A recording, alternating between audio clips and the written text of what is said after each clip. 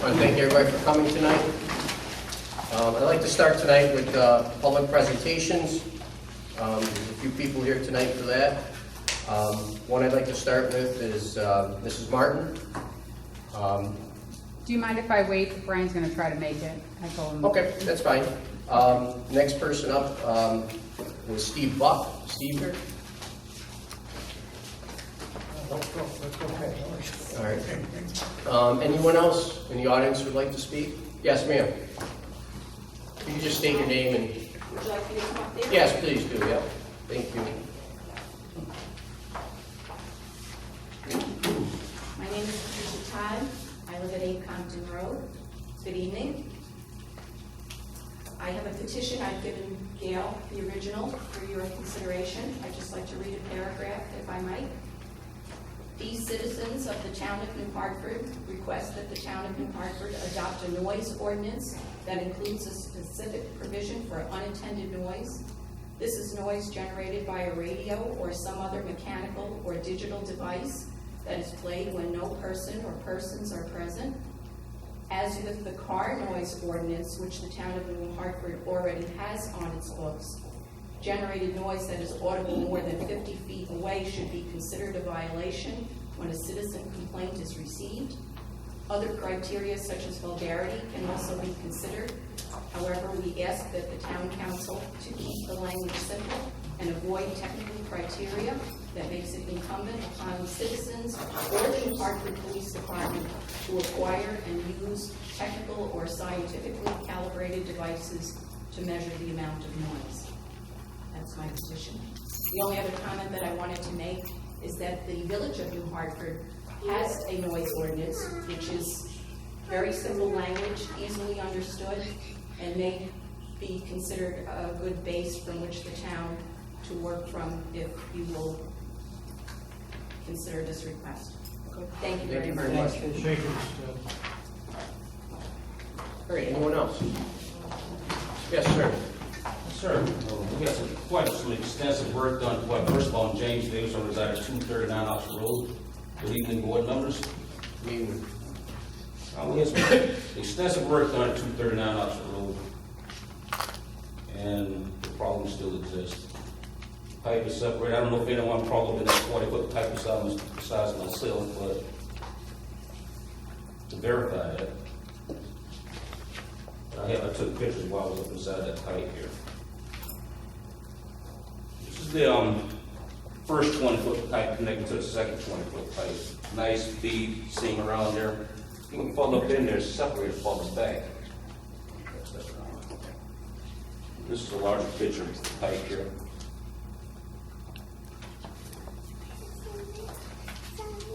What caused me to go up in that pipe was I was down there. I never seen that in that pipe dry. So I got down there, I could get to hear water running out through the pipe and nothing's coming out at the end of the pipe. So that prompted me to crawl up 40 feet to investigate, and that's what I found right there. I have a video right here, if you want to play that. It also shows the sound of the water running through, nothing's coming, passing through the pipe. Turn the volume up on the right hand side.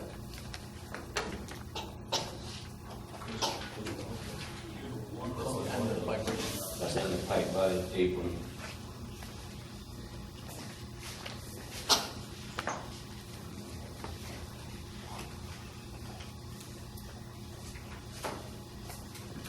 Also, we had a civil engineer, Dan there, that's his name. He come through, he had some concerns. I think he sent Rich an email. I won't read it out loud. This was one he, his concerns.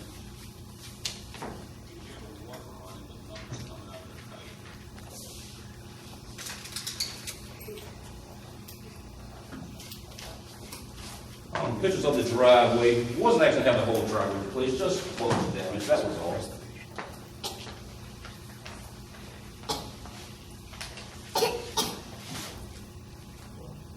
There's pictures of the equipment on pavement and on boards and on.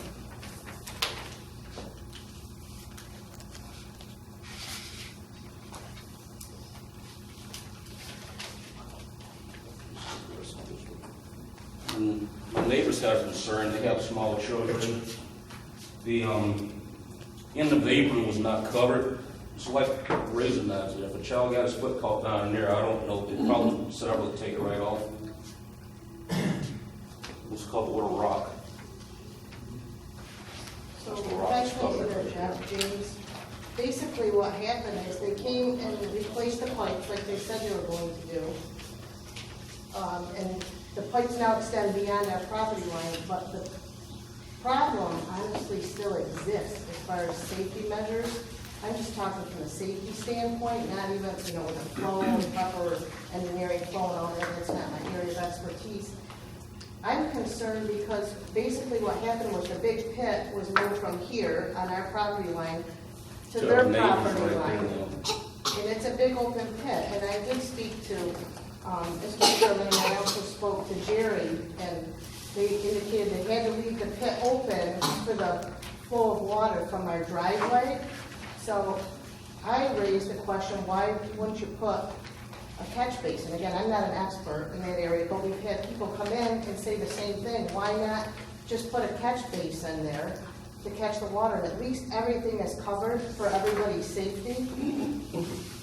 The time we left here last, the plan, to our knowledge, was to fill in from pipe to pipe, and that was going to be the end of it.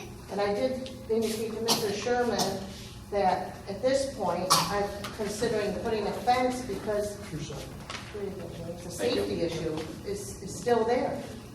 Yes, it's been extended beyond our property line, but you're not going to say to somebody, oh, don't go past the property line. I mean, it's right there. It's almost like a drop-off kind of. I guess maybe, a couple of feet off your garden that you have planted?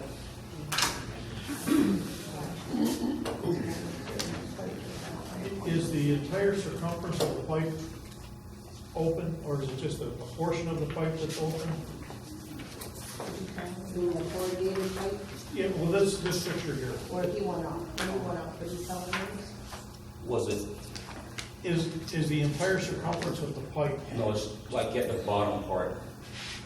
And what's something that water's running backwards, stand down through that 40-foot run. So it's actually going underneath the pipe. yeah, I know, yeah. So the break is at the bottom. Right, at the 40-foot mark. Here's a look, this is the driveway. Like I said, we just want it The end pipe just froze damaged. at the end. Yeah, but that's, Oh, that's in- not that. That's on the bend, correct? You're talking about the Yeah, opening? the pipe's It's separate. on the bend. So quite a bit of damage was done to the driveway, and it's, and they say it's due to the heaviness of the trucks and the large rock that they brought down.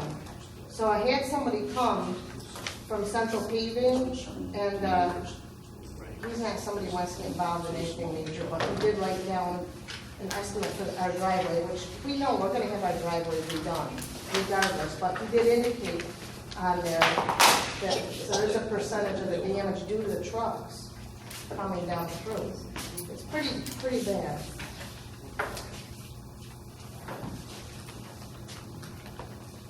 Just play this one here. Out here. I actually went on the pipe too. I didn't go as far as James, but that's the wall behind me.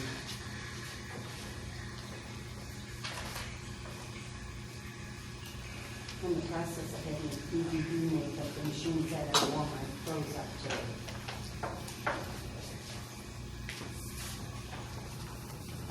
And I'm only up there in 10 feet. And I don't know what holes.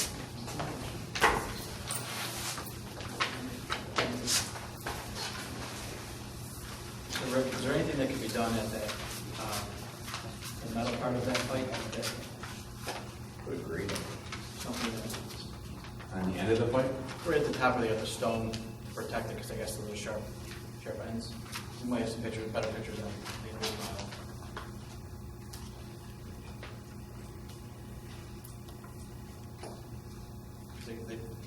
James put a rock there to, No. Oh, did they- No, New Hartford put it or we put a rock there? in. I asked them if they could do something to cover that. So it's kind of sharp. So I did it. Second piece of roof. I mean, I don't know. I suppose you fashion something to it, rubber or something, I don't know. yeah.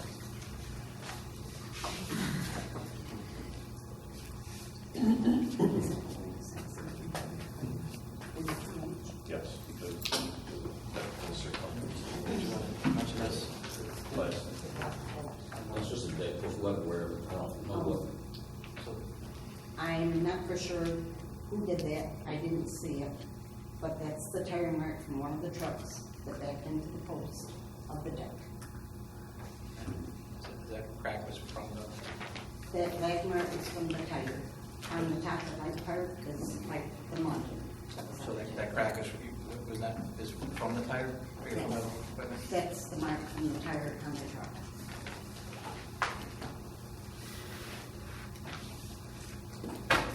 And no one made me aware of that. I found it accidentally when I had visitor there, and he said, "Who did that?" That had been telling her because there's nobody else down there that has those big tires. Did it move the post? Yes. This guy and I pushed it back in with our feet, and we were pushing with my hands. It had been moved about this much from where it was. Do you know of anything? No, that was the first letter. And you can see it.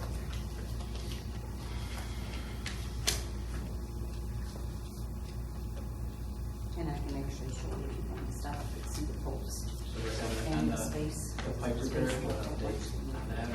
I don't know if I want to speak, can I speak? Yeah. Usually just a question, they ask us questions and we don't get, Yeah, well, yeah, that was the old administration thing, but if Paul says it's okay. Yeah, sure. Well, all right. So we want an update on that? the opening in the pipe, we cannot climb in that pipe, it's against the law. You have to be certified with confined space. None of my guys are certified to climb in that pipe. So I've hired National Water Main, who's coming in there mid-Monday, and they're gonna grout that pipe. Good, sir, that's right there, that's my neighbors, they got small kids. What's gonna stop them from crawling in there? They don't go up in the pipe, but you know how kids are, they want up in the, they wanna play. There's an end piece that goes on that pipe that's been ordered. But even if there's an end piece, again, with all due respect, you got a major open pit. That pit was, we were never told that pit was gonna go away. We moved it down away from your yard You did. because water from the other areas of those residents behind you has to get in the way to get into that small little creek. And if we covered it up with pipe all the way, that wasn't going to be allowed. Well, they covered the pipe to the, they buried a pipe in the neighbor's backyard all the way through. Because we have an opening there in the backyard, said at any time we can rod that pipe if it gets plugged. There's no opening between there and the other side of Oxford Road. So there's got to be some kind of opening there that you can get into. So they're gonna cover both ends of the pipe, right? With both, we got 2 acres, it's one on, going down, it's one receiving water right at the house, so they covering both pipes. Because, In the open area, you're saying? So maybe we can put it on that one too. then what about the, bank by the tree that the engineer was concerned about? You look at that tree, it erodes where there's nothing holding it, that tree is going on that house, that's where it's gonna end up. You got a report from the civil engineer. I mean, he raised some pretty serious concerns. Right. It's a pretty healthy tree, it's And then pictures in there, if it rolls, it's going somewhere, and the only thing that's stopping that house, the road. This here. That tree right there, that is, So that's where the bank was dug away, to widen the area. Yeah, it was my understanding that the pipes at our last meeting here were gonna be connected, and it was gonna be filled in. We were never going to connect that pipe. I didn't say that. These are easy.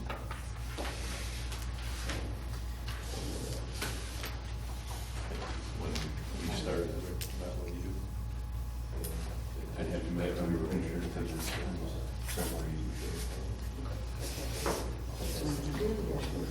Right, but this is what the consultant, that's a concern.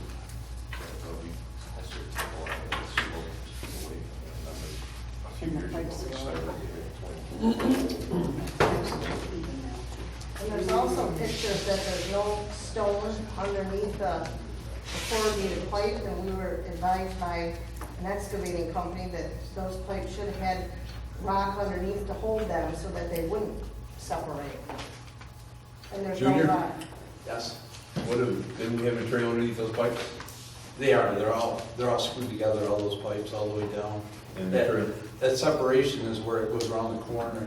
It was such an extreme corner bend on there that we couldn't get it around the corner. So that's why we screwed that pipe all together. That lip comes in the bottom. That pipe is also underlined with stone all the way down. The only reason we did that is because as we went up the hill, there's like 6 springs from neighbors' yards that come down. So the water is still able to follow the stone down to the bottom rather than flood the top of the land. And as far as the opening on the bottom, that opening is probably half the size it was before. It was probably a 10-foot drop from the top to the bottom. We moved it down, we closed it on the bottom, but the neighbors' yards all run this way. So if you close it, encapsulate the bottom, you'd flood out the neighbors on the bottom. There's no way not to flood them. And if you did a catch basin in a centralized area, it wouldn't catch all the groundwater from the neighbors. As far as the neighbors' open yard, like to walk in those pipe openings are the same now as they ever were. Those pipes are 36 on the other side, same opening, safer now than they were before. The one on the lower end is the same opening that it is now as it was for the last how many years. Nothing's changed except for the bottom pipe was a 30-inch pipe and we added a 36-inch pipe because it was too small. The gentleman down below with his house graded, put a smaller pipe in, crushed the pipe all the way through so the pipe couldn't drain. So we replaced that pipe on the lower half with 36-inch pipe. And the tree where it comes up the side, that was already undermined to begin with. We dug out the bottom of the roots, but that tree is not much open more than it was before as far as the tree on the side going up the hill. That's the one you're talking about, comes down the steep bank, correct? Yes. Yeah, And also, they said the stones, not laid properly. This comes from engineers. is it down here? Yes. Okay. Yeah, the stones weren't even there before. There was just an opening with little small cobblestone. We put heavy stone in there. The cobblestone didn't wash out when we put 3-foot stone and packed it up. So I'm not saying that it'll never move, but it's a lot stronger than what was there. And it's more adequate to handle the flow that was there before. As far as that separation in the pipe, I think what Rick proposed, they're gonna come in, they're gonna seal that pipe up, that'll eliminate it. But on the bottom of that pipe going up, just so you understand, that bottom has got stone all the way across the bottom. If you remember as we were going up, the water that was coming on the side of the bank, that water is going in that stone to go down to the bottom, so that has somewhere to go, and we didn't encapsulate it inside the hill. You're gonna get a little bit of water running underneath that pipe to grab the water. Well, you should know there's no running out of it. Right, it's not It's all that hard. under the ground, When under the stone. they Into the bottom. The one behind us, is there. So both angles want to be covered. But if you're, the only, something you gotta keep an eye on, the debris. I mean, they catch a lot of debris, get big storms. It's a catch all. The flow wasn't appropriate, with a bunch of rocks on it. I mean, we're not engineers, I'm telling you what the engineer said. I mean, he put it in writing, Right, I mean, it's structurally sound. I mean, you've got 3 by 3 by foot thick riprap in there holding the banks, and I don't think it's gonna go anywhere. I think ultimately you had a 30-inch pipe on the bottom before that handled it, except for it was crushed on the other end. That was half of the backup problem, was the pipe in the neighbor's lawn down below was actually collapsed. He actually put 30-inch pipe, went down in the, whatever it was, 18-inch pipe, and then out the other end, and it showed 36 with about 4-foot piece on the end of it. So it looked like it was 36, but in reality, it went from 30 to 18 to 36. So that was most of the problem for the water. So what happens with the smaller stone that's in there? Like, and the in between the two? Well, we have the big riprap. That's what I know, the big ones. But down the ways, there's like a small dam of these smaller, I call them one-man riprap, because I can pick them up. And, well, that's gone. That's gone down towards his pipe. So if we have another major heavy downpour, and if it does come out of the pipe where it's supposed to, it's gonna flush them stones right into his pipe. Into the cover, Yeah, and just go over top. until you get a cover, if whatever you put on there, on the end.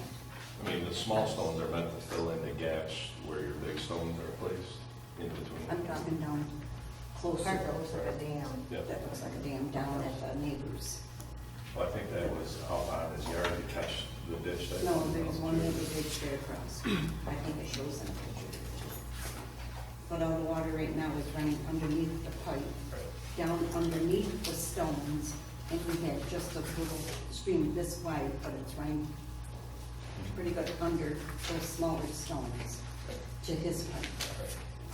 And there's not that much that's going in his pipe, because everything's under the stone, which I'm assuming is holding back the flow. What was the picture of the house below? I don't know if I showed you. What, how would you say far that is off his deck, about 10 feet?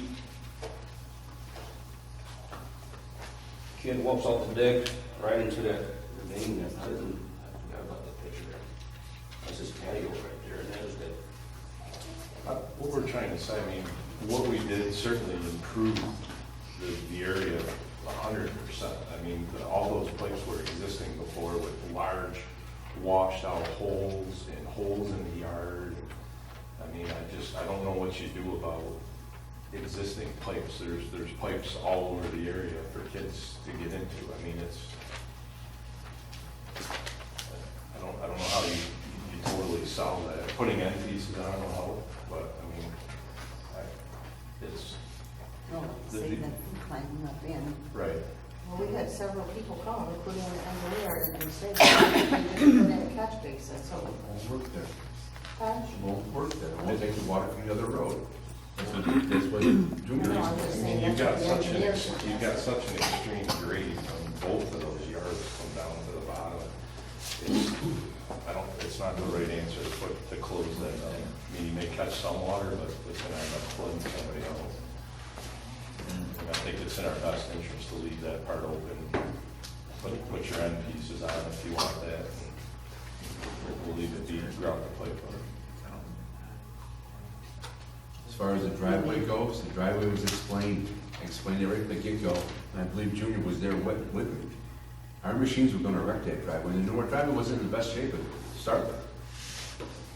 You were concerned about those holes, with your child falling in those holes, and the machines were gonna wreck that driveway. But when they wrecked it, they wrecked the retaining wall that wouldn't let the water go down alongside the foundation into the garage. That is completely wrecked. And It's part of the driveway. halfway down, yeah, I know it is. And then down further, there should be where there might be water in.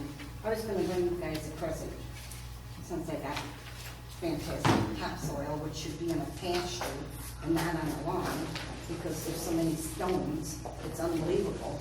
If I'm gonna go and mow it with the riding mower, that the blades are gonna hit it. No Where do we room get the to topsoil, Chris? That came from Mud, I believe. It's our topsoil in the area, that's where we get it. Did you see the pictures with the topsoil? I was up there, I looked at the job.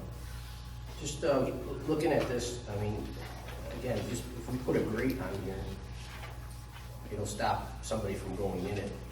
But I don't have, unless somebody puts a fence up, I don't see how there's no other way to do it. I think our neighbors had inquired about a fence. Yeah, because that area is a slope, actually. And also because previously there is a jar open. Ma'am, then if you could just state your name and address, just so they know for. Oh, sorry, okay. That's all right. So, my address is 10 Imperial Drive, which is just the opposite way of the open jar. Ma'am, what was your name? Where I'm sorry, she needs your name and address for the. My name is Jiayue Shen, Jiayueshen. And my address is 10 Imperial Drive. And actually, the open jar used to between my house and their house. And then because there's open jar, so we put a small garden there to prevent the kids going there. But now the open jar moved to the side a little bit, and it's just directly below a slope. So we are really afraid because people can walk there, and we're afraid that someone will fall into that open jar. It used to located some place is not that dramatic slope. Now it has a big slope, under this big slope, and this is our big concern. We want to have a catch fence to prevent anybody falling into it. I think the best thing we do is, I'd like to go up there with Rick and bring our own town engineer and take a look at this and see what we have to do.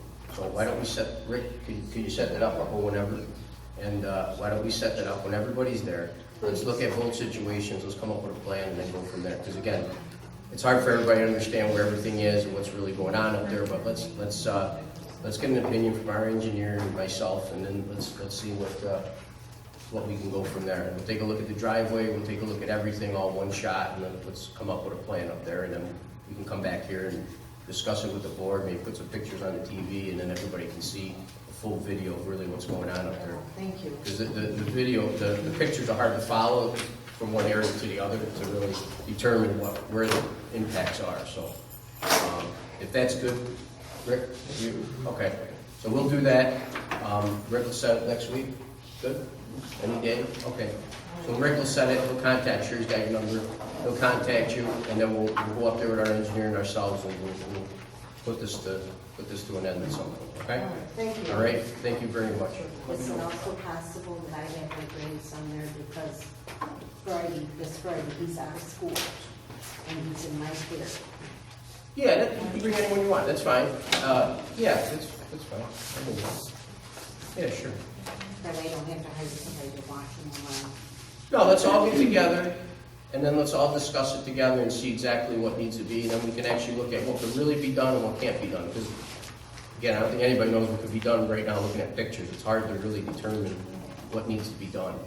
And some of the things we might not be able to, because I know those drains are everywhere all over the town. I mean, we got them in my neighborhood everywhere. Yeah, Some of them yeah. have grates, some of them don't, but if there's a drop, there's really no way to solve that, you know, I mean, so, but maybe something we can. So let's take a look at it and come up with our own engineer and take a look at it and see what ideas he has. Thank you for all your time. Yeah, no problem. A lot of time, So Rick will contact you, and then he'll tell me when the appointment is as well. Give me a call if you Yeah, perfect, yeah, make you, if we do it at night, good? All right, well, is that all right with you? Yeah. Okay. In here. Yeah, okay. Yeah, we'll set it up, and then we'll all come up and take a look at it. Do you have a favor though, don't wear dress shoes or dress pants, I won't. okay? I only dress like this for the meetings. Just kidding.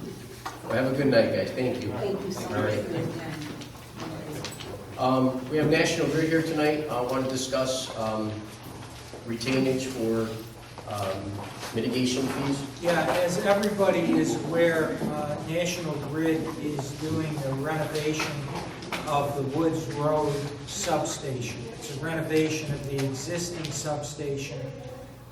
They're asking for a waiver with regard to the 10% retainage in light of the fact, number one, it's a simple restoration, and number two, they're a public utility, and it would cause them great hardship if they had to additionally post a retainage. Thank you very much, that was a great summary. That's what they're looking for. So if the board is inclined, we need a resolution to waive the retainage requirement as set forth in the pre-development agreement. And they paid all their mitigation fees. Yeah. In fact, I have it here tonight to approve, and it's just for the retainage part of it. And they were also, last time I spoke with her, sign a letter if there's any issues that National Grid would be responsible for it. So we've done it before in the past. National Grid will be barring, I believe. So, in saying that, anybody, Dave? What's the scope of the work? Sure. So the existing substation has been operating for about 50 or 60 years. It provides power to over 30,000 homes and businesses in the area. Our engineers recently determined that the transformers on the site are nearing the end of their functional life. So we're replacing the existing transformers. We're doing a little bit of trenching, and we're replacing new instrument transformers. It's all basic maintenance work that's happening at nearly every one of our substations upstate for the exact same reason, that most of our equipment is 50 or 60 years old, and we have an obligation under the New York State Public Service Law to continue to provide safe and reliable electricity to our customers. And it's my understanding this will be a benefit to the residents in the town Absolutely. by providing better quality electric. That's exactly right. So it provides redundancies, where by replacing the equipment, it reduces the chance of an outage. And we obviously want to make sure that our customers in Hartford don't have outages. And I understand most municipalities exempt you from posting and retaining. That's exactly right. Because we're a public utility, and Yeah. because the work is taking place solely on our property. How much is the retainer? 300,000. 300,000? I'll make a motion to waive the retainer. Motion by Dave, Second. second by Rich. Discussion. All in favor? Where's the substation that you're? Woods It's Road. Woods Road. Woods Road. That's the value of the new transformers, basically. So you said, I don't know if this is the right question for you, but there's a substation on Roberts Road too, right, correct? And, do you aware of that? I'm not aware. Is it that It's a one? newer substation. So we're getting outages, I've heard from that location too, so. From Roberts Road. Is there a way you could check on that? Of course. Where, can I have your name? Okay. I'd be more than happy to be called tomorrow to talk about it. Thank you. Yeah, Higbee Road all the way through Chadwick's has been out like probably 3 times already this month. Okay, excellent, not a problem. Discussion? All in favor? Aye. Also, too, at the same thing, the National Grid for the Woods Road Development Project mitigation fees were calculated, and it's a total of $1,468.05. I can have a motion to approve that. Motion by Rich, second by Rich. Discussion? All in favor? Aye. All right, thank you. Thank you. I Thank you. appreciate it. Thank you very much. No, I appreciate it.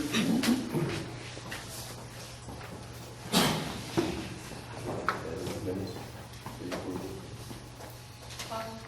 There's Yes. somebody else that would like to speak.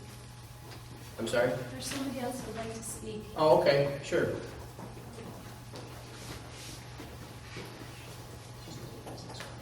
Good evening.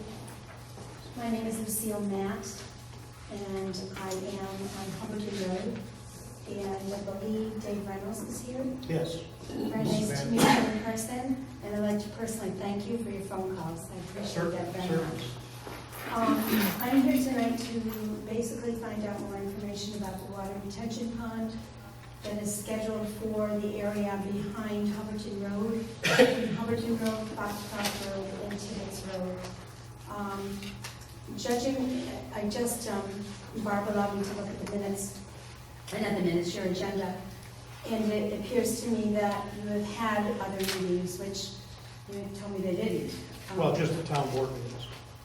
Which are open to the public. Absolutely. Okay, and I was unaware of those, so, at any rate, I'm asking for information now as to what is going to be done. Probably, did you advise them as to what our conversations were? We haven't met since then, so, no, I have not. Okay, I'm going to. I know your concerns, and you detailed them in the letter. Right, that was a letter that was sent out. I didn't bring that letter with me, but it was November, I believe, of 2018, at a meeting with Bonnie Mantle and some neighborhood people who had gotten together to voice concerns over the water that is coming down off of Tibbetts and going, and apparently it's a very general theme in New Hartford at this point in time, and just for the 10-15 minutes that I've been sitting here.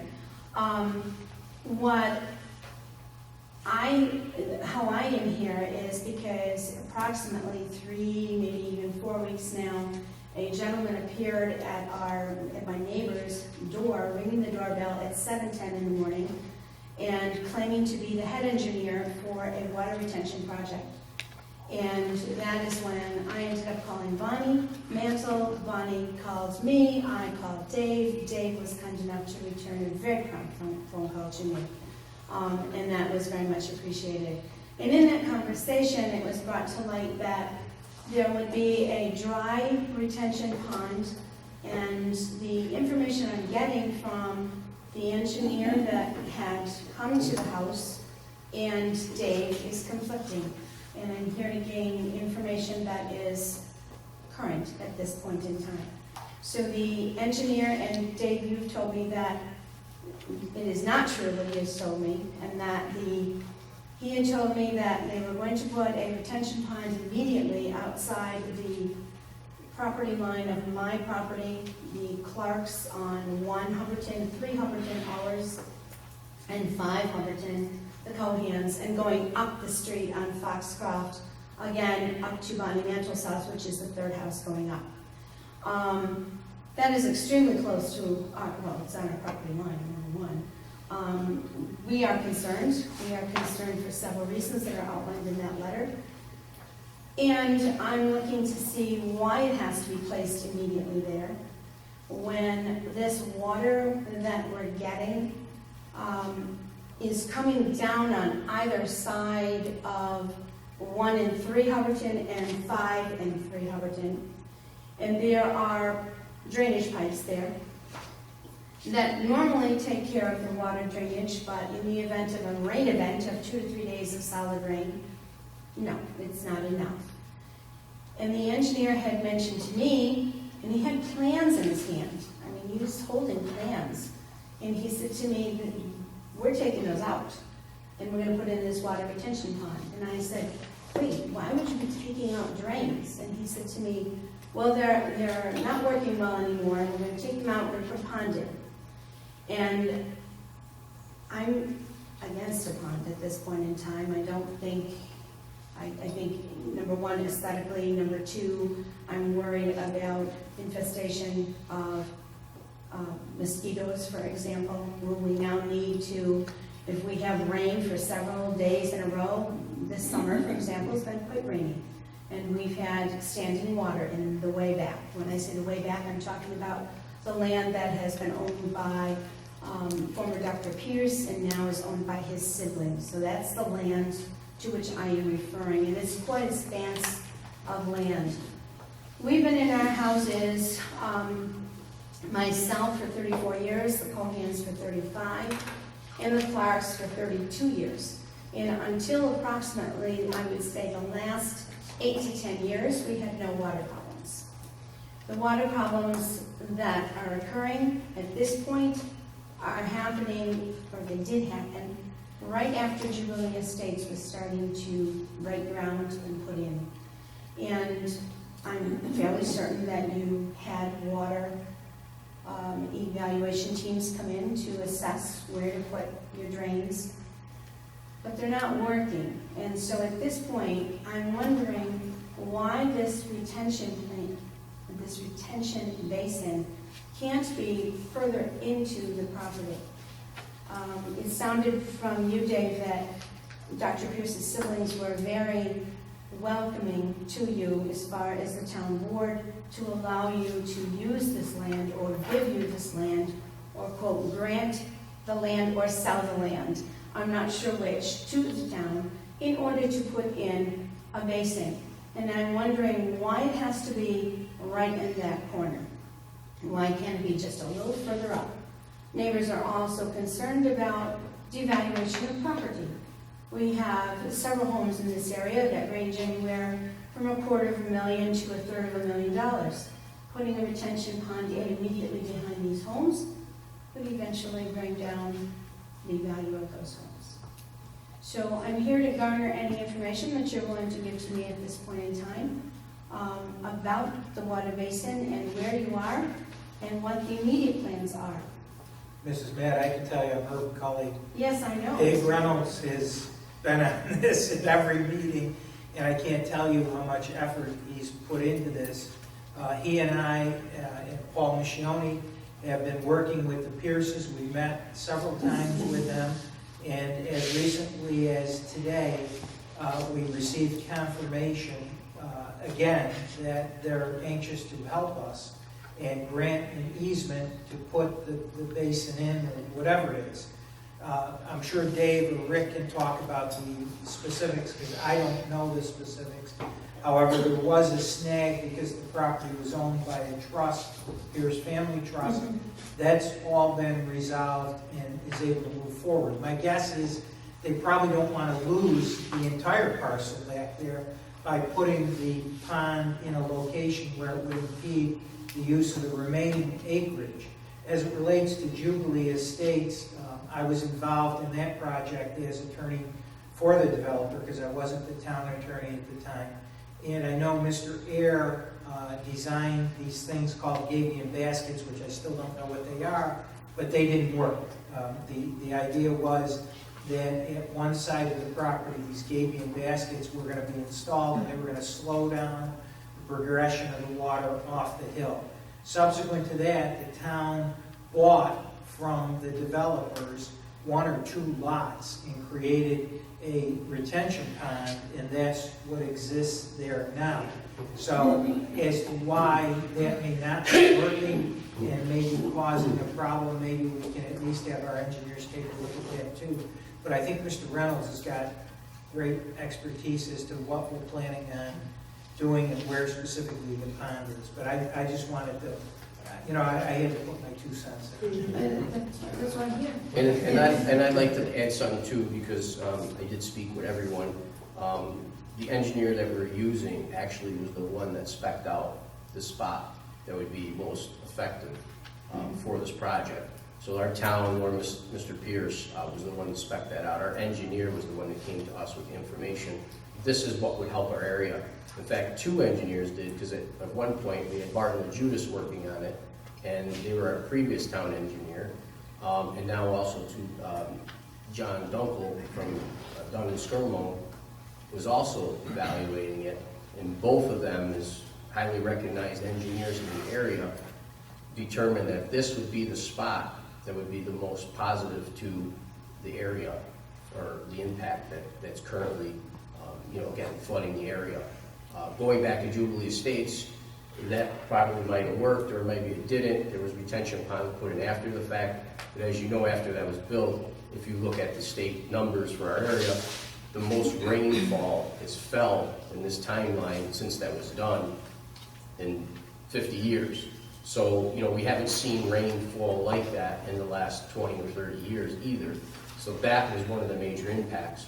So again, having that rainfall now come to us at heavier impact, we have to look at other ways now to, again, reduce that impact. And this, again, was something that engineers stated, that this would help reduce that impact with the more frequent rain issues that we've been having.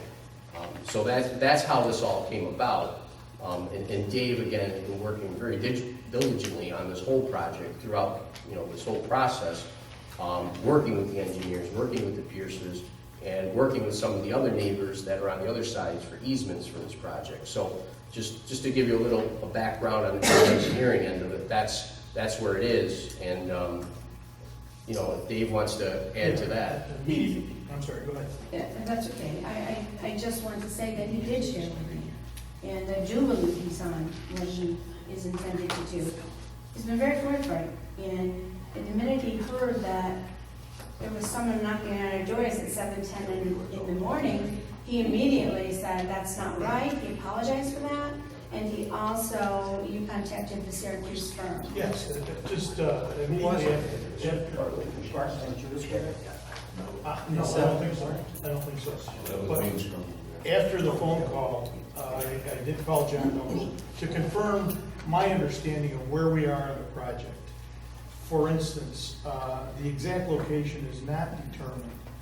They have a general idea, but the exact location and it's just not been determined yet. And certainly once that's done, we would be appraised of it, and then there'd be a informational meeting for the neighbors. The other point is it is designed as a dry system. There would be water there in a heavy rain, but once the rain stops, it drains out and remains dry. much the same way as Jubilee Estates is. If you go up there and look at that, that was built, it collects the water, and when it's dry, there's no water in that, and it's alleviated the flooding on Oxford Road. At this point, we're trying to gain access to that general site to accomplish some water table benchmarks, also some surveying, and whatever else they need to develop a comprehensive engineering study on top of what has already been done by Barton and LaJudas. In that Barton and LaJudas study that goes back 5 years or more, it indicates that there is the topography, it shows the water. It shows where the low spot is, if you will. And it's pretty obvious, even to the untrained eye. And they established a general area for the pond, if you will, retention area. The other thing that's extremely important to neighbors is how this is constructed, how it's buffered, how it's maintained. Those are all things that are yet to be determined, but certainly acknowledged are critical. We can't just dig a hole and walk away from it. There's got to be some sort of buffering. You or someone had mentioned a berm. That's what Jason had said to us. Yes, and I talked to Jason's boss, and he said that there may or may not be a berm. A berm may be part of it, but there's no major berm plan that he said. Again, this is still very preliminary. We've got to get access to the site, proper access to the site, and go in and gather some basic information and develop a further plan and refine it. And Mrs. Mantle, I told her there would be meetings, certainly as this develops. But right now, we're still gaining information. Your points are well taken, and I understand it. You've foiled information, and you'll have it. Dave, wasn't there an issue about the access to that we just recently ran into? Yes, there's, there's several points of potential access. And people won't allow us. And, well, they don't want us to. Now, I know Rick is working on it, I think you're working on it. Yeah, the Pierces, I think, will let us, but I don't know how much you're gonna have to do in terms of removing trees or causing damage to the property with We're access. waiting for that information to come from the engineers, so we Okay. know exactly. I'm the highway superintendent, Rick Sherman, Nice to meet you, Mr. Sherman. and we have several detention ponds in this town, about 8 or 9 of them. They're all built, like Dave said, in a rain event, they hold the water back, let it out slower, the water's gone, they're dry. I can show you personally where all these are. We just built 2 beautiful ones on Grange Hill, and they work perfectly. All our other detention ponds throughout the town, we maintain them, we mow them, so they're not high grass, they're mowed once or twice a year, depending on when it's needed. We need an access road to these ponds. We have a bay in there called a 4-bay, and any debris that comes into this pond, we have to be able to get in there occasionally and clean that out. So that's why we're looking for a way to, number one, get in there to build it, and number two, to have maintenance to keep those 4 bays clean. The reason why this pond is he's looking at that point behind your house, is we have an easement on Foxcroft between 2 houses, Mr. Tallman's house and the neighbor to the left. There's a stormwater easement there. And right now, we have those pipes that come out of that field, cross there, and they go down by the swimming club, and they go down to our other detention pond that's built right there in Woodbury.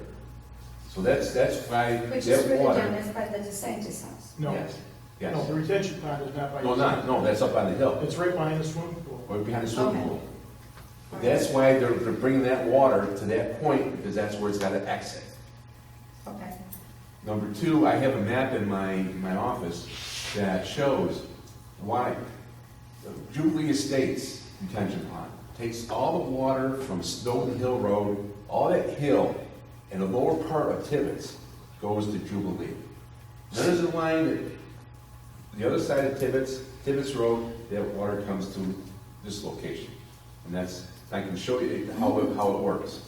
And that's why they're looking at this site to... Yeah, and also, just to to give you a little better understanding of the scope of the problem, that water comes from Tibbetts Road and ends up on Campion Road in the village of Hartford.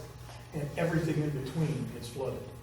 I mean, you can follow it from Tibbetts Road through the entire Woodbury project, Gilbert Road, Jordan Road, Paris Road, Genesee Street, Wilbur Road, across and dumps into Campion Road at the post office flooded. So there's hundreds of people affected by this. It's not necessarily a 4 or 5 street problem that we're trying to correct. We've done all those Band-Aids, if you will, a catch basin here, a catch basin there. It just doesn't work. We need to retain the water and then measure it out so it doesn't flood. And again, as Rick said, we've done retention in the area that has really worked very, very well. They're not cheap projects, but they've worked. I think that if you were to explain to neighbors the way you just explained to me, I think many would probably say, this is beneficial. And they would not say, let's not do it at all. I think the issue is the placement so close to the property line as the way it was initially described to us. That was unfortunate, because it may, I'm not gonna tell you it's not gonna be there, but it hasn't been determined, I can tell you that. Well, and that's one of the reasons I'm here tonight, is to ask you To look at it. consider looking at this and pushing it back a little bit so that it is not directly on the property line. I don't think anybody wants to look out their back deck window I think and that's see a reasonable. berm, Right, I think which that's is the way it reasonable. was described. So you can understand how, for those of us who had that information, we're under that impression until we hear differently. Right. So I took it upon myself to come tonight to find out more information. All right, so Just to review where we're at, we're still trying to get access to go in and do these 2 or 3 surveys and We have test sites. test sites. See what we have. And unless and until that's done, we really can't even develop a plan. But once a plan is done, and once there's something to report to the neighbors, aside from the fact that we're just trying to gather information, then we'll certainly have a neighborhood meeting again. well, that was something that I'm thinking maybe the neighbors could be involved in to give you their input as well before the plan comes before this board. Like, I think the plan has to be determined by the engineers, because that's their expertise. And then if we can tweak it as Yeah, then we go- could tweak it after it, but I think they have to come up with a plan. I don't think we can put it in the hands of anyone except the engineers. That's what they do for a living, and that's the Right, no, profession. all right, you're misinterpreting me. I don't mean that the neighbors are going to create the plans for the retention pond. That the neighbors would tell you their concerns over where to put this. And that maybe that might be able to go to the engineers as information for them to use in the creation. And certainly, anyone who knows anything about government at all understands that premise that it is the governing body that has to decide this. And I don't look to take that away. That's not what I'm trying to do at all. I'm trying to gain information to help the neighbors who are feeling that this is something that they don't necessarily feel as it needs to be immediately at the property line. It can go back a little bit further. That's all we're asking. All right, that if this goes back a little bit further, it's more palatable to the individual. It will not decrease any property value, etc., and it will still maintain the water the way you wish to maintain it. And we want to maintain it as well. I mean, we drive the same roads that I've heard these other people say they have water on. So we know where the water is as we're coming out of the development. We have to travel those ponds, or not those ponds, those Well, puddles it's not the that are puddles. deep at some point in time. And if you hit a pothole as you're going through them, you're going to lose your car in one of them. I mean, we understand that. It's And not that is not, my reasoning, as I said, is not to tell you how to make it, but to offer assistance in understanding that the neighbors would like you to know that the positioning is something that we would like you to look at a little more closely. Does that help you understand better why I'm here? Right, but also, I don't know if you heard what they were saying too, is as far as, because I went through the Grand Show project, and it's a really, great learning experience, right? You learn a lot, from, the way the land is laid out and all that. So in terms of where this is going to be positioned, again, it's still yet to be determined, because you really have to look at how the land is set up. So I think we're a little bit premature. I understand your concerns, but I think when that is determined and an information meeting is set forth, then you can see the drawings. That's really where it puts things into perspective. Because I've seen those, and that I think is going to really be an eye-opener for you and your neighbors to say, okay, and give you peace of mind saying, okay, yeah, because they do look at various areas and say, okay, what's going to make it the most effective, right? Is that, just put, like they said, dig a hole, put it in the ground, and there we go. There's a lot that goes into it, surveying and research, and again, it's a timely process, and Dave's spent a lot of time on it, and going through it, it's a lot, but I think when we get there, I think people can certainly weigh in, so your neighbors can be able to see it, right? Because as the supervisor said, engineers and yourself would agree, engineers will lay it out, and then we can look at that, and if there's a way, and the engineer would be most likely present at that meeting, so that we can say, okay, well, maybe that is, can we do this, and collectively come together with a nice end result that makes everybody happy. Okay. Thank you. But nice presentation. Pardon? Nice presentation, Mike. Oh, Very nice. You're welcome. Well spoken. That's the teacher in me. Her's wife knows that. Yeah, oh, yeah. Thank you All very right, much. thank you. Okay. Just me. Just me. Okay. So Mrs. Martin's coming here tonight is, what I told her, I gave her the same courtesy we give all our developers and people that have interest in bringing business to the town is, before they go out and do a text zone change amendment or PD overlay and pay for the fees, that she would come here tonight, at least talk to the board, discuss her things that she would like to do, and see what your thoughts and issues are before she goes through with the actual process. So she was interested in doing a zone text amendment in the C2 zone. And she'll explain for what, but I just wanted to at least have her come and see you guys and see what your thoughts and feelings were on it. Well, that's what I was going to say. So I'm here tonight because I'd like to apply for a zoning text change amendment to include short-term care facility in the C2 zone in the town of New Hartford. My sister is a physician. She's interested in relocating, coming back home to New Hartford. I'm a real estate developer, entrepreneur, and business person.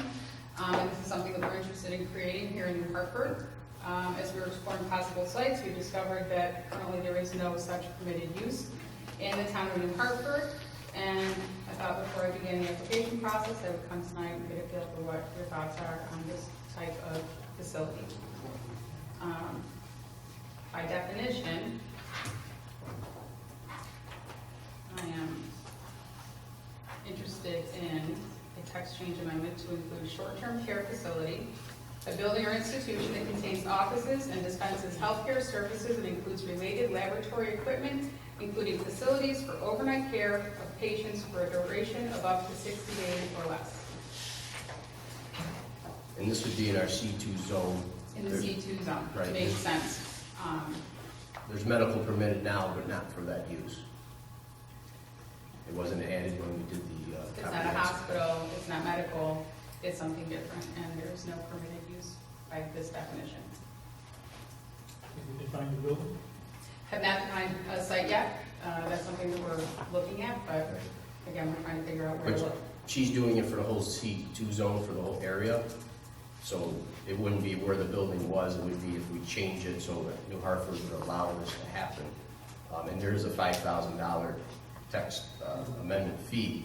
So that's why I brought her in, because it's a pretty large fee for her to pay. Again, you didn't have an interest in doing it. So what is approved, like, you mentioned the doctor's Medical office facility, is approved, Joe? I wasn't prepared to talk. I just, Okay. I don't know offhand. I didn't know this was on. we did look through, and there was nothing that we could defined as such.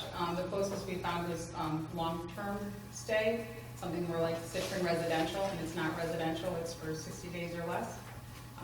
And it's not a doctor's office or a dental office or anything like that, it's certainly not a hospital. So It's not an urgent care type No. facility because it's providing overnight services for up to 60 days. What is the healthcare doctor's office across from the car wash on Oneida Street? What zone is that? You know what I mean? In Washington Mills? It's not overnight stay. No, I know, but it's a doctor's. I believe it's C2. It's this zone, that's the zone she wants to go in. yeah, I didn't think it made sense in a C1 commercial, commercial drive, or certainly not in a residential area. C2 seems to make sense, and that's where we expected to find this. What's this area that has a facility like this? There is nothing around here that has anything. Albany, like New Hartford, Buffalo, the nowhere? area. Yeah, certainly Syracuse, Albany, Syracuse has it. yeah, bigger cities have it. In the cities or in the townships, like in Fayetteville, Manlius, or, do you know? I don't know. How many would you, right now, how many would you employ, or would you? A lot of that would be determined by the location and the size of the facility, but I would expect that in order for it to be financially beneficial or feasible for me, we'd be looking at, anywhere between a minimum of 20 and a maximum of 80 to 100 beds. What would be the square footage of that facility approximately? I don't have the exact information tonight, but you'd probably be looking at, I think, roughly 20 square feet per person. First of all, that would be determined by codes. What kind of services would be rendered? We are interested in focusing on physical, emotional, and mental rehabilitation in a residential retreat type environment. There's nothing like this around here.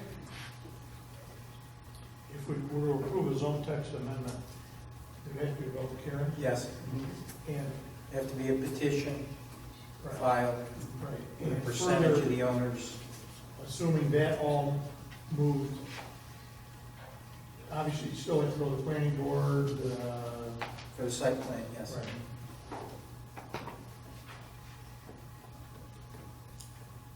Would this be in the nature of a rehab facility? You It said- is physical, emotional, mental rehabilitation. Yes, that's the idea of the invitation. Like you said, it's in a residential, you check in, you stay, you get better. Anxiety, depression, obsessive compulsive disorder, alcoholism, addiction, even obesity, these kind of things where people can benefit from checking in, something that they just get more out of it than, outpatient care. So you're looking in a C2 area, and you need it changed to C3? No, she needs a No, text no. amendment to It the doesn't exist definitions anywhere. of permitted uses. Okay, in okay, so C2 There's no permitted use of this. that would create this as a We don't have this use in anything. This use would be permitted in all C2 zones. Okay, understood. Can you run down, if you haven't already, what is permitted in C2? Retail, office, it's our lesser commercial zone. I don't have a problem. I just wanted to bring it up, because like I said, I don't want to spend 5,000, everyone's like, Neither do I. right. And I did that for every developer, I tell them, come in, if they have questions for you guys. Okay. Again, she can do this though without a site selection, yeah, right? Okay, so she's gonna do this, then find the site, but you don't wanna waste your time finding the site if she can't do the text No, amendment. she's got to get the text amendment first, or she's going nowhere. Right. Okay. That's all. So I have to fill out the application. Yes. Move forward with it? Okay, Okay. great. Thank you very much. Thank you, have a good night. Okay, moving on. Let's see, we have minutes. We have the October 24, 2018 minutes. If everybody reviewed them, if I could have a motion. Motion by Dave, second by Rich. Discussion, all in favor? Aye. Okay, January 24th minutes, 2019. I'll move it. Motion by Dave, second by Rich. Discussion. All in favor? Aye. Okay. Steve Buck ever show up? No? Okay. All right, Assessors Committee, Jonathan Purdy, his term expires 9/30/19. Darlene, what was, do you want to put that on the website? Or do you- It's been on, Okay, and he's the only one I know that applied. okay. Do you guys want to take action on that? Make a motion, we appoint Jonathan. Okay, motion by Dave, second by Jim. Discussion. All in favor? Aye. Planning zoning, zoning board, we had two people that had an appointment for the zoning board, Karen, and I believe, who was what? Yeah, Karen Stanislaus. Yep. And who was the other?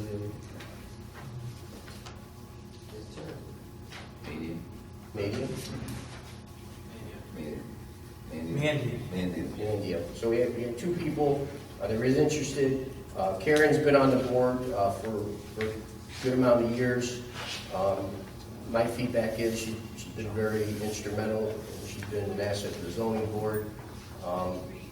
You know, we had another good candidate also that came that would probably be a great asset. In my mind, Karen gives me no reason to make a difference and a change at this point. But if you'd like, we go through and have any discussion on it, or... Well, unfortunately, we have two candidates, two good candidates, and I think, media should certainly be retained as a possibility I agree. at some point.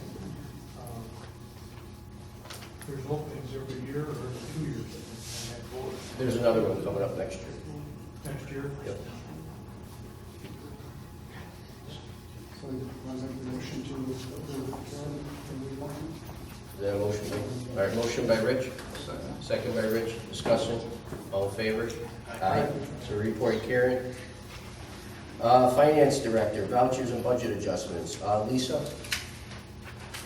Is this the one? There's a budget adjustment from Dan, to increase our central printing and mailing, and then to decrease the contingency. Okay. So we have central printing and mailing contract, A1670.40, for $2,000 to increase, and we're taking it from contingency account A1990.40 for $2,000. Motion. Motion by Jim, second by Rich. Discussion. All in favor? Aye. Okay, thank you. That's a few things. Okay, liquor license renewal, Killebrew. I'm sorry? I make the motion. It's there. Okay. Motion by Rich to accept the vouchers. Everybody else check? Second by Rich. Discussion. All in favor? Aye. Rich was excited about doing those vouchers tonight. We have a liquor license renewal for Killebrew Salon. Anybody make a motion to approve? Saloon, sorry. The doctor keeps telling me to get eyeglasses. I refuse because I don't want to wear them. So You're not that's gonna get a pair of salon. Depends where you are. I make the motion to accept the license. I have a motion by Rich. Second by Jim. Discussion. All in favor? Aye. Okay, liquor application for Dr. Lopez. That's the Thrive on Seneca Turnpike. The old Paragon Gym. Yeah. Architect, right? I'm sorry. That's a The old bar. Architect Paragon Gym? Yes, it's the old Paragon. There's a bar up there? No. They're applying. Well, recent inspection showed some work that was done illegally. So right now they have a violation there. And they have to comply with building code, and that might be problematic based on the fact that the building doesn't have sprinklers. So there's a lot of things a lot of hoops they have to go through. All right, well, thank you, Joe. Let's table that one. Release bid bonds for Shenango Road Bridge. We had some bonds, Gail. Yes, that was for the first, Do you know what the value was? Bond was bond of 5%. 5%, okay. So, I can have a motion to approve the release of the Shenango Bridge bonds for the first bid. So moved. Motion by Rich, I'll second. second by Rich, discussion. All in favor? Aye. Okay, now United County Towns and Association meeting, August 22nd at Orchard Hall. Is anybody interested in going there? Gail is. You have Gail, Rick Sherman, anyone else?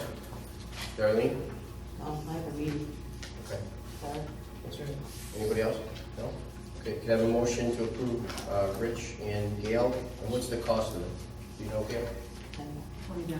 $20, so a total of $40? So moved. Okay, motion by Jim, Second. second by Rich, discussion, all in favor? Aye. Liquor license renewal, Valentino's Banquet Hall. Joe, any issues with that? No? Anybody have any issues or concerns? Motion by Dave, second by Jim, discussion, all in favor? Aye. Okay, Public Works and Sewer Committee, we got results of the August 13th bid openings for the Shenango Bridge. Okay, no, wait, taking that. This is just for the opening, it was on August 13th for the Shenango Bridge. Rick, actually, do you want to discuss that? This bridge went out to bid for the second time, and the bids were open on August 13th at 11 a.m. James Spray Paving was a bidder at $375,000. Central Paving out of Frankfort, New York, was $320,250. And Central New York Construction out of Barneville was $227,000. This bridge is the main thoroughfare between New York Mills and New Hartford and Utica, and gets a lot of traffic. It's been closed for a few months now because of a long story. The bridge back 4 or 5 years ago was damaged with one of the hurricanes. It took out the north side, the abutments underneath the bridge, and part of where the rail trail was going to be built. And the state came in, and it's Utica owns that side of the bridge. The bridge is owned by 2 municipalities, Utica and New Hartford. That bridge was fixed by Schultz Construction out of Albany. State paid for it, grant monies, and it was rebuilt underneath with large riprap, drilled and pinned, along with the rail trail where it exists today for quite a couple hundred feet. After that, the bridge was in bad shape. I went to Senator Griffo, and the bridge got put on a list, and it went out to bid, and the bridge was rebuilt from the ground up with brand new deck, brand new steel beams. I went to the state and asked them, please, let's build New Hartford End reinforcement while everything's out of our way. We can pilot drive New Hartford End and save underneath it. And they didn't have the money to do that. So they proceeded and put new steel girders up and new deck. So it was after that, we had some more storms, and it has washed away all our footings underneath the New Hartford End. That's why the bridge is closed today. All the piles are showing. One more good storm and everything will be gone. So we went out to bid. And I put Joe Griffo on board. He gave us a $250,000 grant for repairs. So we went out to bid the first time, actually, and 2 bids came in for that project, and they were both disqualified by the town for known reasons. So we went out to go out the second time, which we just did, and we opened them up yesterday. They're about $100,000 more than they were 3 weeks ago because of the short duration of time that this bridge has got to be fixed in. DEC gave us a permit to work in the creek along with Army Corps of Engineers.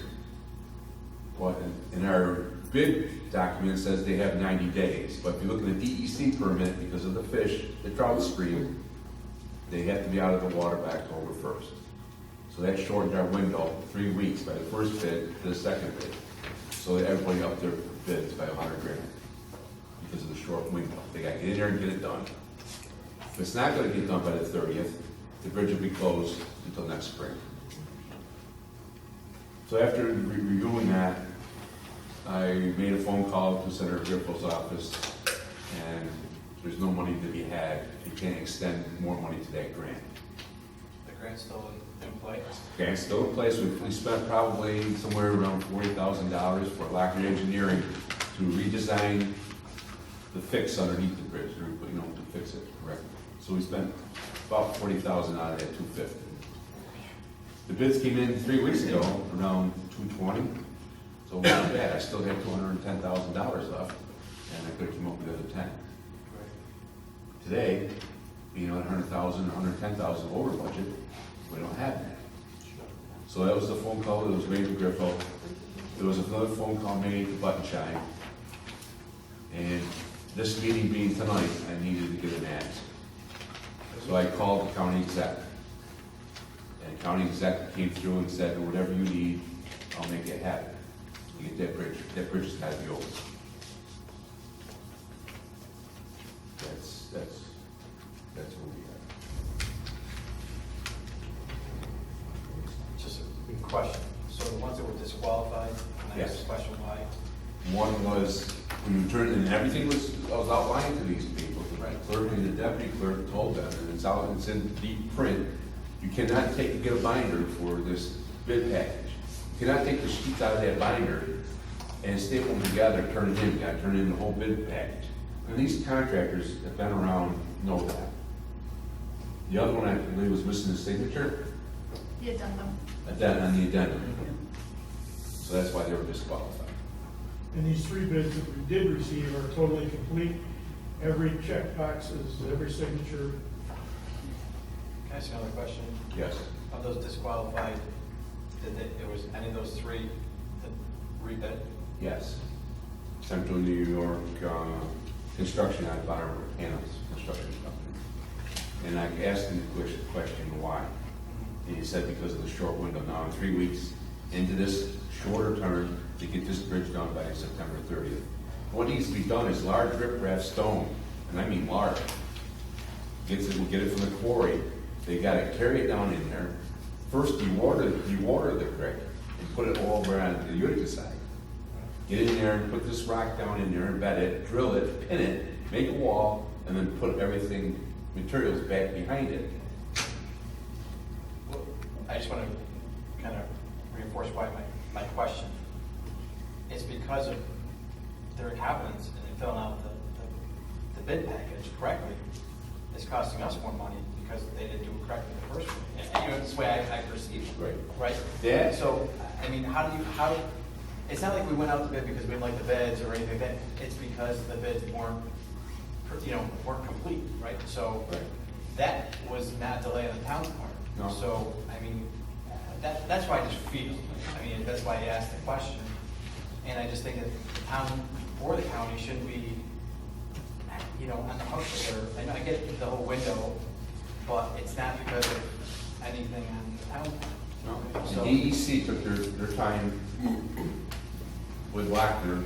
Lockyer had to give them several plans before they could approve one of the plans and give me a permit along with Army Corps to be able to do the work. So they've helped this project out. Okay. Also. So with that, now you just added to another question. Could we go back to DEC and say, hey, I mean, that's. I doubt it. I want to try that tomorrow morning to get to the extension. I doubt it. They're I know what they are with They're the big fish. on the fish. They're big on the fish. But. Believe it or not. I know, but that's. When the county exec says we're trying to get it done, does that mean money, or does that mean you just, what does that mean? He's going to give us the difference that's needed to get the bridge done. And money? And money. The whole thing. You know, what we were missing. The shortfall. The shortfall. Oh, okay. Nice job, Rick. I'll tell you, it's unbelievable. I think the bridge has got to be open. I can't, We get numerous calls, and I'm sure you probably get calls up here at Town Hall about it. And people were blaming New Hartford. And I tried to make that very clear that it was not New Hartford. right. I've been fighting with DEC, I've been fighting with this bridge. I even went to the state DOT and said, can I get any of your contractors that are on for special emergencies? And they wouldn't let us do that. And I put an article in the town crier, not everybody reads it, but there's an article in there with the picture, explaining, here's the picture, this is what it looks like underneath there. It's worth, I went down underneath, and it's worth looking at. It'd be a major loss if that goes any further. Oh, yeah. Given the deck work is. It's a brand new bridge. Yeah. That's right, and the underpinning is wanting, to say the least. It's time consuming for people living in York Mills. Our own department. Right. We're spending more fuel and things in our trucks because we gotta go way around. Because that's bridge being closed along with National Grid, DOT.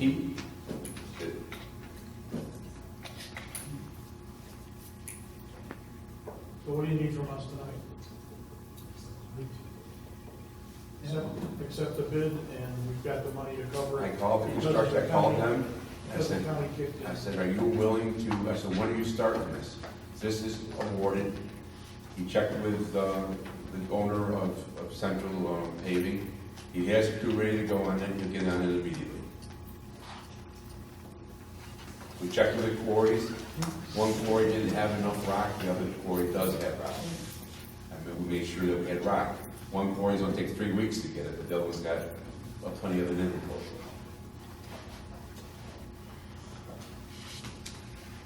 Looking for a motion to go over that? Yep. So, Motion by Rich. Yeah, Central is the lower. Second by Dave. Discussion. All in favor? Aye. All right, approval for 2 roads, extension in Applewood Community. Rich?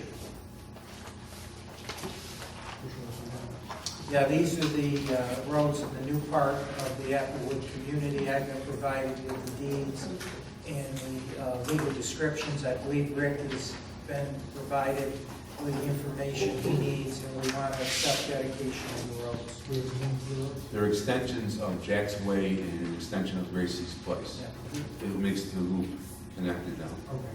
Built to town specs. Built to town specs, we have an engineer's certificate, the sewers were correct, the binder was correct, the top was correct. I went up there with this top being laid down, the 2 inches of course is there. I have a letter from the engineer on both. I have my letter stated to add it to the new Hartford infrastructure.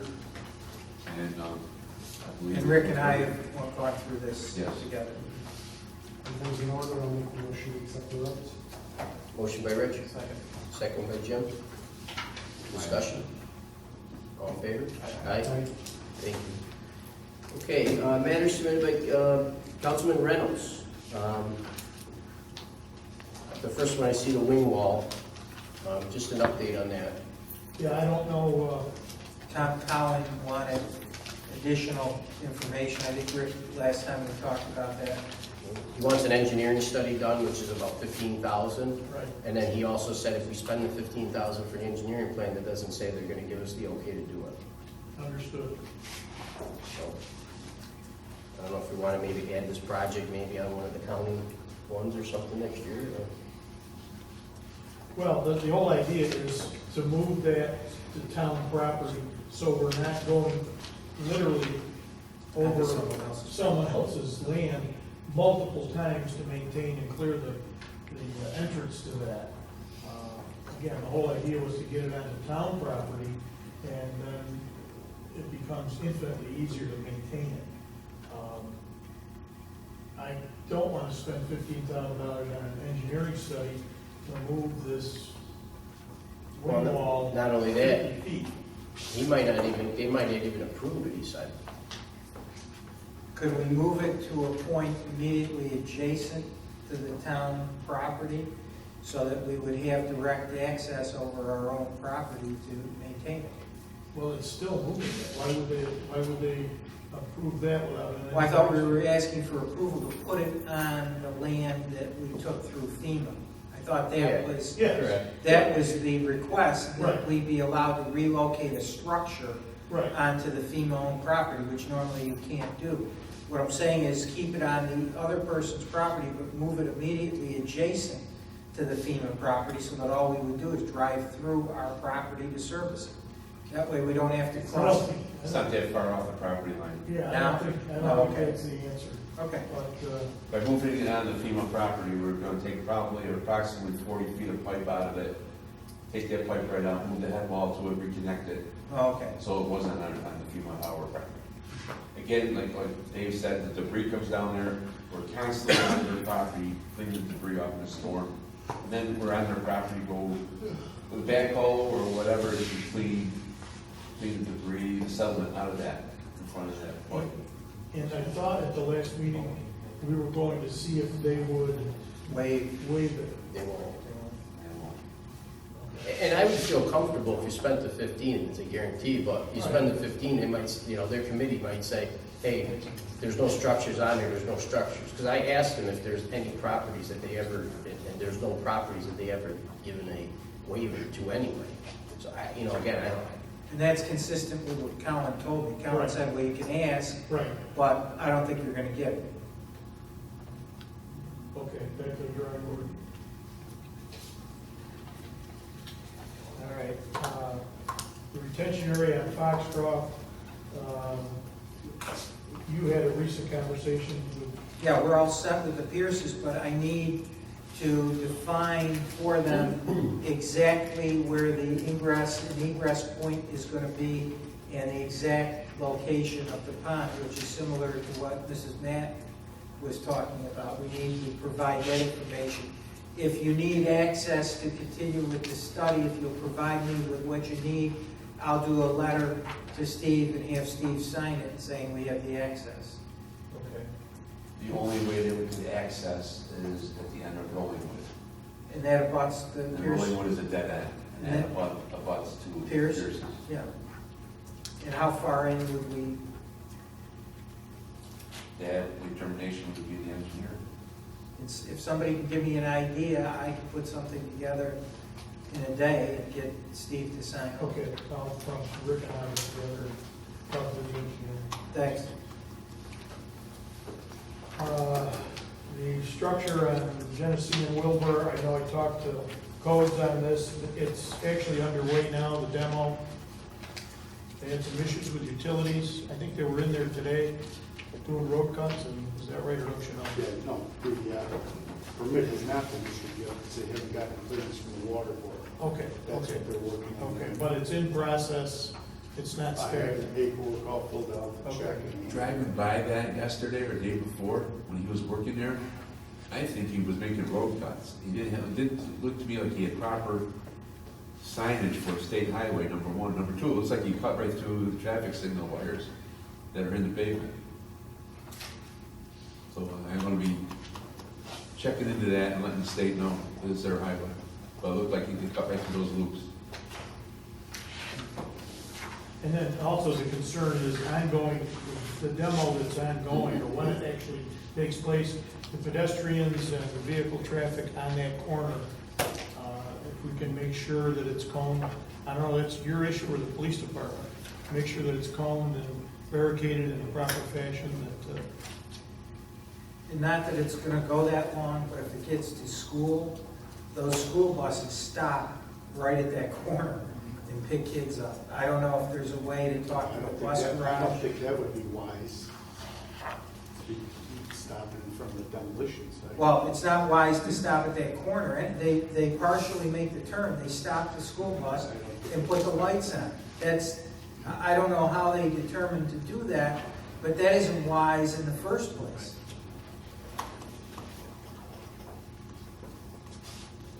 so we can look at that. Thanks, Chief. And just the petition that Mrs. Todd presented. Yeah, there's some 85 names, Dave, on this Okay. So petition. what- I don't know if anybody wants to see it. What will that, what's the course that that's going to take? Well, if the board so wishes, we would look at preparing an amendment to our code to provide a noise ordinance. The concern I have is that she specifically stated they don't want it defined in terms of decibels. Everyone that I've seen to be enforceable has to be strictly defined with decibel levels. You need the meters and whatever to go out to test. I don't know if the chief or Joe have any suggestions, but most municipalities shy away from these ordinances. And I feel very badly for the Todds because I know they're very concerned and very upset with the situation that exists. But if you folks want me to get some sample ordinances from the Association of Towns, I'll be happy to get them. I think we should do that, and then sort of have the, enforcement is going to be the whole crux of the problem, I think. So if we can get some samples and maybe have the PD look at it and comment on, My only concern with this, because I've been following it a long time with Dave, is, you know, having a law like this, it works great for neighbors that don't like each other. But if you're in a development that, again, you have a lot of friends that have graduation parties and different things, and you have one person that might get mad at night, they could shut their parties down and things that they want to have in, you know, their own freedom, their own backyard. So I mean, I feel very bad for her. She has an issue, but I think to make a law for the whole town, you know, we don't have these issues everywhere else. We're only having it one place, and to affect the 22,000 residents with a new law is you know. and I don't think that she's, and I don't want to speak for her in any fashion, but she's not at all concerned about that graduation party or. Well, she's not, but again, you don't want to put something so somebody has ammunition. That's right. To bother their neighbor that's a good neighbor, then again, you know, you can. It has to be ongoing. I'm sure there's a way to define the difference between an evening party or an afternoon school party and something that is ongoing and perhaps of interest. I just want to ask, how do you handle that now, Chief? Well, you know, honestly, in all the years I've been around, this is the very first one. It doesn't, as the supervisor said, happen very often in most municipalities. We would ask the people to turn the music down. But when you get a neighbor dispute like this, we would have to show that there's nobody in this impound residence, right? I mean, that's what we have to show. And we have to show that he's intending to cause this harassment to his next door neighbor. We know we're not going to get that. We have spoken with numerous neighbors up there, including let's say the property owners where the music coming from, Todd's, and the people on the other side. I've spoken to all of them personally. So we have the denial that they're intentionally trying to harass the next door neighbor. It's private property. A lot of the noise ordinances have to do with creating noise that's, you know, on the public property, out to the roadways, and that type of stuff. When you get into measuring noise, you know, you need some type of decibel reader. You have ambient noise. So what's that level? Now the town's got to say, okay, how many decibels above that are we going to get into violation? It makes it very hard for a municipality. I think this is something that needs to be worked out civilly. I think a lawsuit from the neighbor that's offended should be instituted on their behalf. What happens when municipalities try to regulate these types of things, when push comes to shove and lawsuits are filed, the municipality shows up and the courts have ruled in the past, you really can't be the complainant. It doesn't bother you. The police can drive by. The police don't have to go down that road. We need the people that are offended. And those people are the ones that say, I ain't going to court for that. And the municipality's on the hook. And I think that's the line that we're looking to cross here. If they have a civil suit, but they don't want to file that civil suit because it's going to cost them money. They want the town to put our liability in reach. And I'm really not in favor of that, to be quite honest with you. And I want to agree with Chief. I feel very badly what's going on. But again, this is a dispute between two neighbors. And again, I don't think we should affect everyone else in the town, because I'll give you a perfect example. All the neighbors around me, we're all friends, we hang out, we know each other and everything. There's one neighbor in the area that's upset with one of my neighbor's dogs barking. No one else has a problem with it. He went around trying to get people to go to coach department. When you create laws like this, it makes it unfair territory for somebody that wants to bother another person. And I'm not in favor of any of these kind of laws. I mean, even the tree one, I mean, let's cut the tree. Well, what happens to somebody that loves the tree, don't want to cut their own tree, so, again, I think these things are hit and miss. They're one here, they're one there, but to tell our whole town to do something one way, I don't know. I don't think it's effective. There is a penal law statute, just sort of the kind that covers noise, but there are certain requirements that have to be met. And I've had a couple of meetings with our assistant district attorney in the town, and he has had lengthy discussions with the complainant, and he says, we aren't meeting that threshold. So if our state law, if we're not meeting the threshold on a state law, I think we're going down a wrong road by saying, we don't meet that threshold, let's come up with our own. I really think it's a line we don't want to cross. And again, if this was a whole section of town, we had problems, we had to take care of issues. There has been no, this is the only issue, that we've actually had, that's there. And again, it's only between two people, it's not all the neighbors are calling us either with complaints that they hear all this noise. So I don't know if we should get involved, like the chief said, I don't know where we. Is that in the village, Compton? No, it's on town. I know Herb had some concerns about enforcement too, even when we had to talk about the flagpole. Absolutely. They're difficult to enforce. But again, they're separate issues. They're not town-wide. They're not an issue that's calling the office every day. And it's not like stormwater. It's not like, different other issues that we had. That's one concern of one person that's having that issue. Again, I've never ran across that in all the years I've been here. So, I don't know if you guys have, but, again, to make a law for that one situation, I just kind of think it's not right. But this is my opinion. I think it was a Pandora's box. It's not even that, you affect the good people, because let's face it, most laws affect good people, right? They don't affect bad people, because bad people are still going to do it anyway. So I think you're going to affect people that enjoy their homes, enjoy having their pool outside. I mean, again, I have a neighbor that has a pool. They go out, when it's summertime, every night, we hear them out there till 10:30. They don't bother me, they don't bother the other neighbors, but in case that one person is upset in life to go have a problem with that, and then then they're taking their enjoyment away. So, again, I think these are all good comments. I also think that we've got a petition with a significant number of people signing it. It's also, should be pointed out, that some of these addresses are several miles from the issue. That may say to us that we need to look at a noise ordinance for some other reason. I don't know. I would still ask council to see if you can come up with some examples, and then we'll put that together with comments from that we've heard tonight, and see where we go from there. That's what the board wants, more than that. You do that?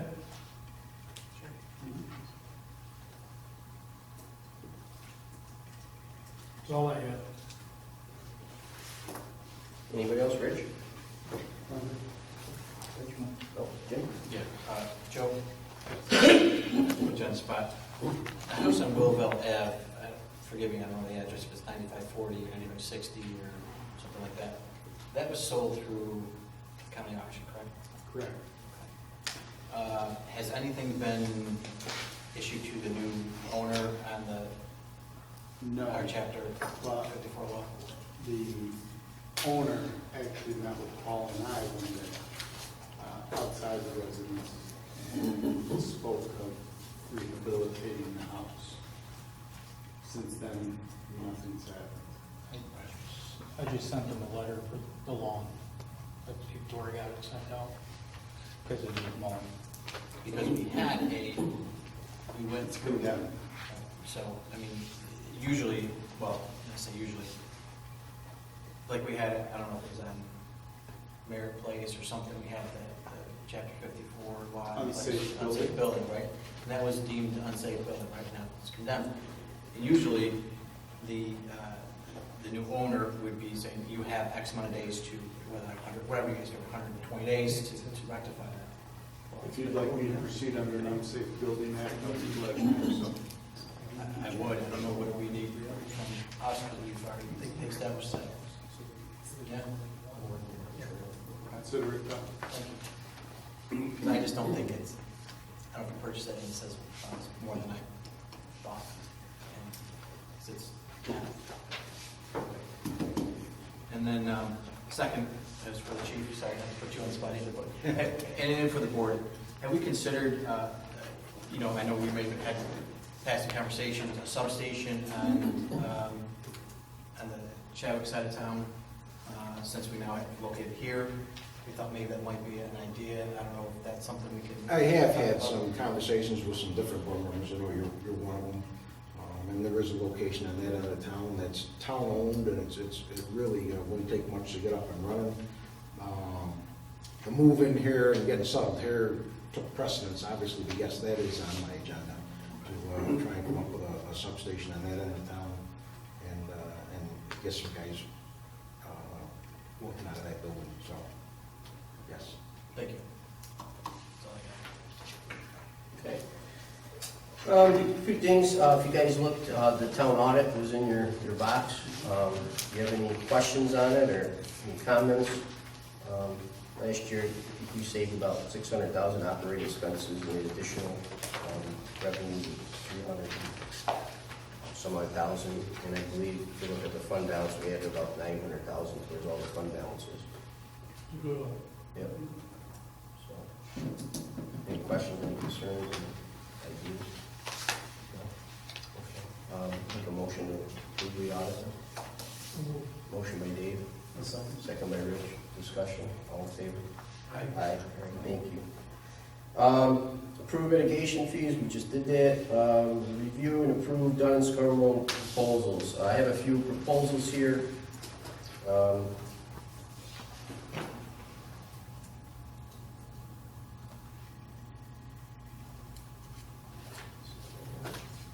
Sorry guys, I got a few of them. I want to make sure it's for the right places. Okay, this one here is for the GPO Federal Credit Union. It's a contract. There's no cost to the town. It's paid by the developer. If we can give them the approval, there's a total task of $2,164.16. But again, we can be paid for the new setup that we've done now. The developer pays for all the fees. We just have to approve for contract that they represent us as town attorney. Town engineer, sorry. I'll move it. Okay. Is that John Dunkel? Yes. I just want to say, he's been amazing. Yeah. I've been at the planning board meetings with him, and I can't tell you how impressed I am with the way he handles himself. Yeah, he's been great and very helpful. And what I like about him is we can call him, email him, there's no fees. We did away with all that we had before.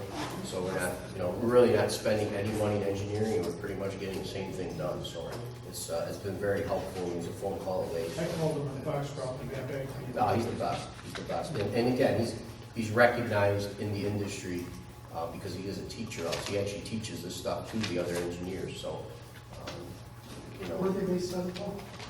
Sure. Is he available to the ZBA also? He is, the ZBA, planning board, and the town. And again, he will go out, which was different from before. He'll actually go out with us, assess what he needs, and comes to see the project before he builds. So, and then we can find out, he'll give us a proposal for each project. So would the chair contact him if he needs one? Yes, yeah. Heather would contact him, or the chair for the zoning board could contact him. I'm thinking of the Angler application for the Mud Creek. Oh, yeah, definitely. Yep. In fact, I think he's going already. Is he? Yeah, because that's part of the Mud Creek project that I actually have to work on. Well, I know he has some ideas, but it would be good to have him. Okay. If Angler presents his. Yeah, if you want to come down, we'll call him, and we'll get him there, because he's doing the whole project from Middle Settlement Road all the way down to Royal Brook Lane area. But, so yeah, no, he's been great. Big cost savings, and we're getting a lot of stuff done. So, in saying that, we got a motion by Dave, second by Jim. Discussion. All in favor? Aye.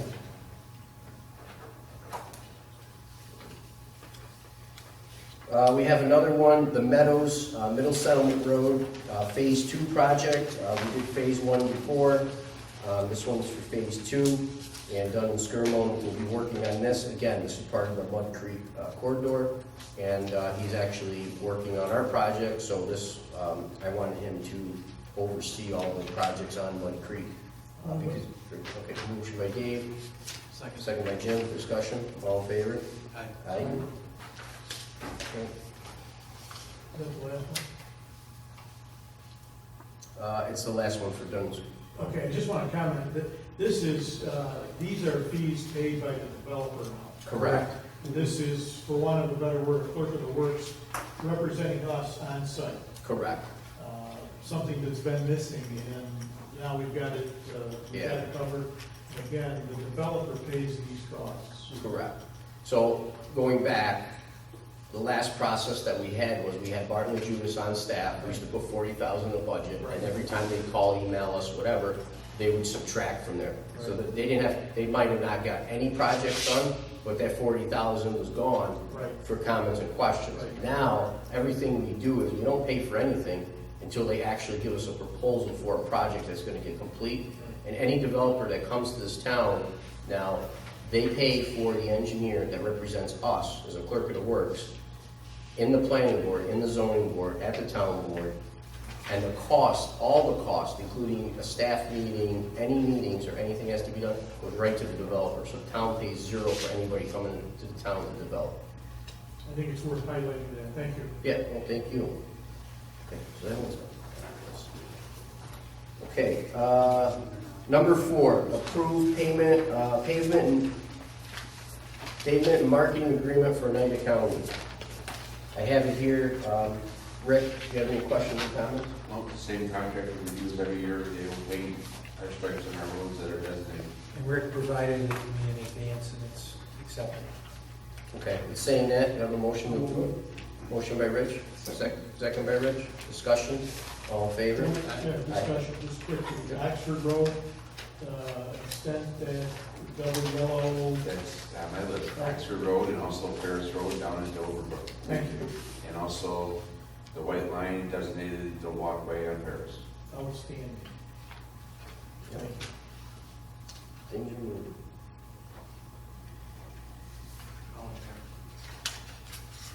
Aye. Aye. Thank you. Okay. Page 2. Okay, approve flood mitigation contract for Oneida County for the resizing and replacement of culvert pipes on Oneida Street.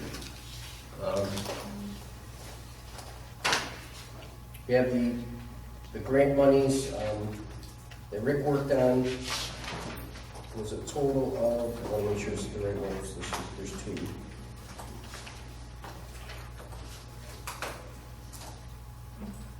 Yep, so there's a total of $180,000 grant that we're getting from the county for this. If I get a motion to approve. Motion by Rich. Second by Jim. Discussion. All in favor? Aye.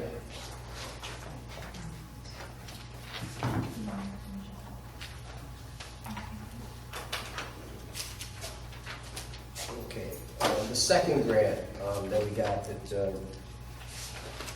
see here. This was $200,000 for the Foxcroft project that we discussed earlier. The county gave us $200,000 for that project. I can have a motion to approve that. I'll move it. Motion by Dave. Second by Rich. Discussion. All in favor?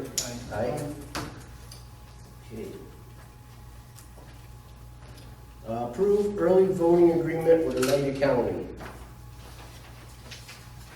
As you know, we're going to be a poll site now because we have a larger location and it's a good location for everybody to come to. And we need to approve that document for the poll site agreement. I'll move. Motion by Dave. Second by Jim. Discussion. All in favor? Aye.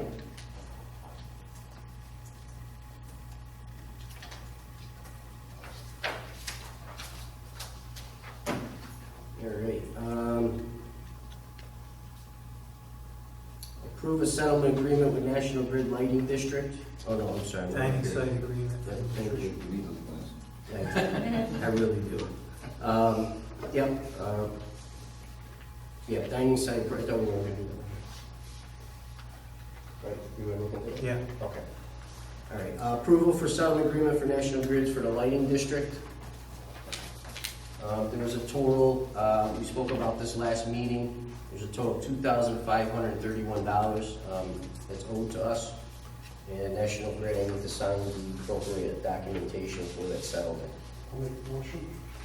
Motion by Rich, second by Jim, discussion, all in favor? Aye.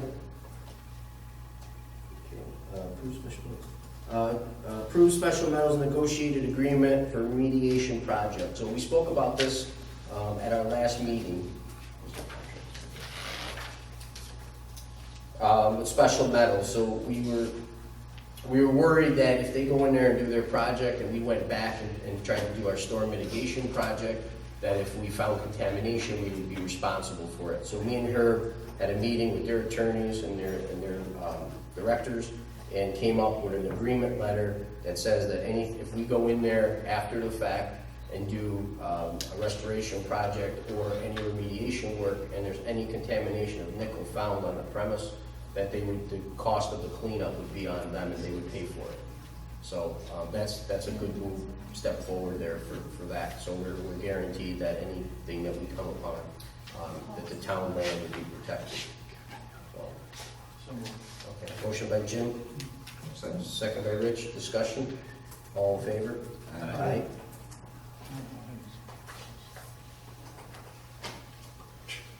Okay. As you know, we had a issue with broken down house with debris that Rick cleaned up a while back. They had a closing for that house.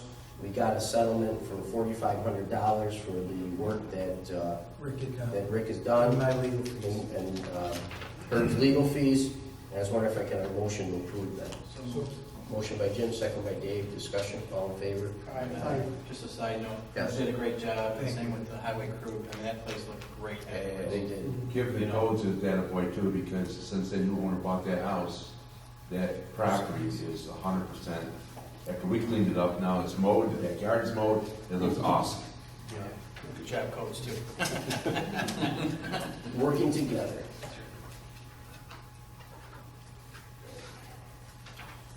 Okay, so as you know, we had a leak on the back side of the roof in the police department a couple weeks ago. It was a major leak. Come to find out, there was holes that were penetrated through the roof. There was socks were stuck in the holes. I think it might have been during building. They might have cut them, forgot to go back and repatch them. We had a major flood. I had an emergency roofer come in and repair those repairs hourly. We also fixed the one that was up here, because as you remember before, we had Padula come in, we bid it out, and we got them to come in, but they never finished it nor did the work. So we had the same leaks. So the emergency repair fixed all the leaks. So right now we're leak free from all the damage that was done on the roof. Most of it was stuff that was, that got punctured and stuff that was up there. So he gave me a full report of it, of all the issues and everything that was up there, and they charge us on an hourly basis. I don't have the price yet. And he's been great. They've come down here anytime there was anything. I mean, Who was this, Padula? No. Padula didn't do it, because we issued him the bid way back, and throughout the whole process, never came and took care of So it. who was it, Reba? What's his first name? Paul Reed. Paul Reed, yep. So he took care of it, did a great job, we had no more leaks, and we're moving along, so. Did he inspect the roof? What He did. assurances do we have that there, as well as we can, that there are no more leaks, and will he come back and? He will, he said he would come back, it's an hourly rate that he charges, and again, if anything else springs open, he would just come and patch and repair what's up there. So also saying that the engineer actually did a evaluation of the roof and got bid documents ready if we want to go and replace the roof. At least we have them. Let's see how these repairs go right now, and then we can make a decision, for it. But right now, I put the tiles in the hallway, and since a couple of little rainstorms we had and stuff, we haven't had any penetration of water, so. It's a 19 or 20-year-old roof, and ultimately, we're gonna have to do something with the roof. Oh, I agree, and that's why I got the paperwork to go out to bid for a roof, but I don't think you want to start a roof in the middle of the winter either. I think it might be a good spring project, or, you know, or so forth, so. In fact, we talked to the roofers, and they said the best thing to do is do it in the spring, like one of their first jobs that they go on and do when the weather's nice and, you know, you're not running into other issues. He's comfortable based on what he saw that it'll weather the winter? I mean, yeah, nobody wants to give a guarantee on anything, I know that. but yeah, I Based mean, on what he saw. all the penetration and holes and issues that we had are all around the HVAC units that are up there. They're not in the middle of the roof. So they were all where the curbs were for the HVAC units.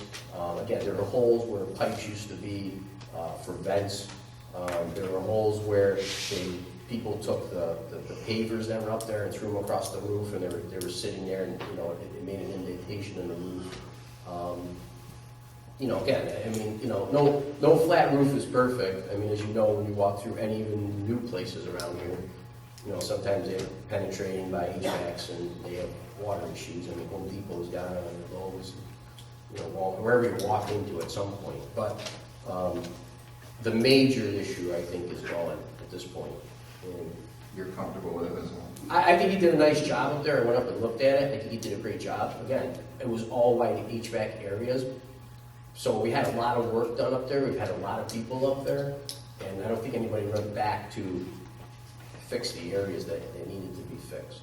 You know, but again, we'll see the next major rainstorm, and I think that will be the determination if we go out to bid. But I think the best time to do it is the spring if we're going to do it. I agree, I just don't want to see it, you know. I don't think, no, we're not gonna have a major, I mean, there was a hole this big, and they stuck a sock in it. I mean, that's why it leaked over the police station. When the sock deteriorated in there, the water just penetrated and came right through the roof. So, I mean, again, I got pictures of it and stuff to show the issues, which, you know, me and Herb were gonna discuss too. But, you know, at this point, there was really no penetrations in the interior of the roof or on the outside. It was all by the HVAC units. The one that's here was an HVAC unit. There's an HVAC unit that was here, and then the one that, there's two of them in the chief's hallway that was right above the HVAC, and that's where the issue. And actually, Chief, you went up there and seen the socks in the holes too. So I did. Yeah. So I mean, you know, again, you know. Did you run a DNA test on this? So, you know, again, what the emergency repair for the roof, I'll have a number for you, the next meeting. I'm even prepared for that. You want us to declare an emergency?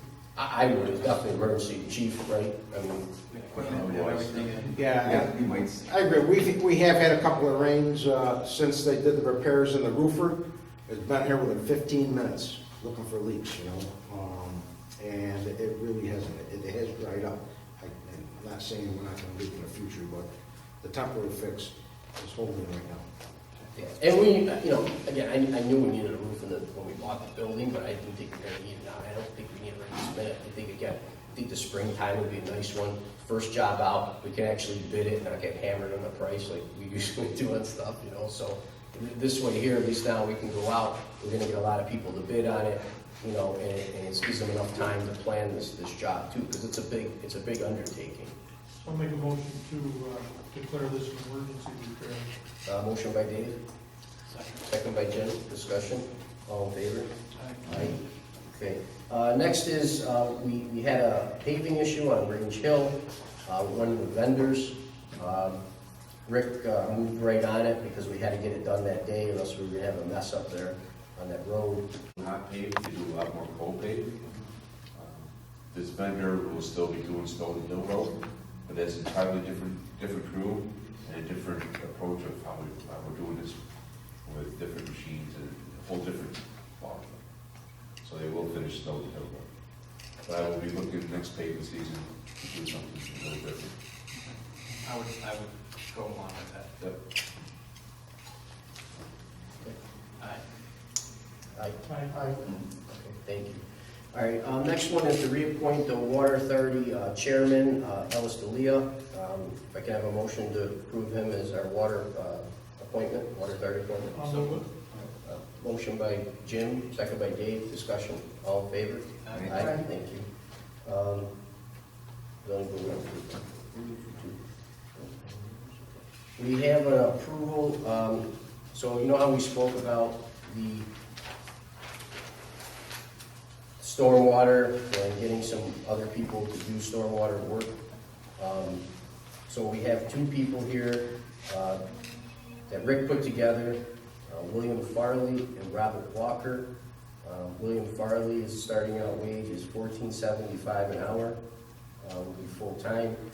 Robert Walker's salary is $11.55 an hour, full-time, both permanent positions. We'd like to do the first one as William Farley. If I can have a motion to approve William Farley. So, Motion by Rich, Second. second by Dave, discussion. So is this what we're talking about, like that whole other department type thing, is this something different? Yeah, so these are gonna be two people that are going to be added to Rick's crew. And two of his people that are on the heavies are gonna be gearing towards, again, cleaning creeks, doing stormwater, doing this project that was just in front of us tonight, but just dedicated to those projects, culvert pipes that are in disarray, stormwater drains that need repair, concrete basins. They're gonna work on those. So next summer, and even in the spring, and even now, of course, but those are gonna be jobs in this year's budget that you'll see from me. I've actually added additional culvert pipe, stone, gravel, those kind of things. I spoke with Rick and we worked together to put a good package together to get a lot of work that needs to be done next year. So this is a start. These guys also, I don't know, Rick, they got their CDL, right? One does, and one is in the process of Okay. getting. Okay, so one of them has a CDL for the trucks also, so, you know, that would be a benefit. So you use these guys to follow things? If need be, but normally there's enough work and paperwork that we can do. Okay. So would we get a report, board members, of the work that's being done when we had the stormwater? Just so, I mean, if we get phone calls, I mean, maybe at a month, you know, our town meeting, just to kind of get. Yeah, I mean, me and Rick could get together. I mean, I can generate of what we're doing, what we're working, and you know, what pipes are damaged or whatever too. I mean, I'll work with Rick, whatever he wants to do. But again, I think this is the only way to start doing some work, you know, above and beyond. And this also guarantees, so all our other services are still getting done. So we're not taking people off brush and leaves, because right now what we're doing is, something happens, then brush gets delayed 2 weeks because we're on a project. Like Oxford Road took a lot of man hours and a lot of people already, and still we have to go back and do other work. That took people off, you know, getting brush picked up or something else. So it's putting a strain on our regular services that everybody expects. We also got to take care of some of our infrastructure issues that, you know, we have to fix it, you know, for the future. So this way here, again, we're buying some more pipe, we're buying some more gravel, stone, so we can take care of these issues in concrete, you know, for our basins and all our catch drains so they're not collapsing, you know, decaying. I mean, just that job on Oxford, Rick, I mean, it's a huge cost. You know, I mean, how much pipe alone we have there? Their project was right around $30,000, $35,000 complete. And that's with materials, manpower, equipment. And that's us doing it. You know, so it's you know.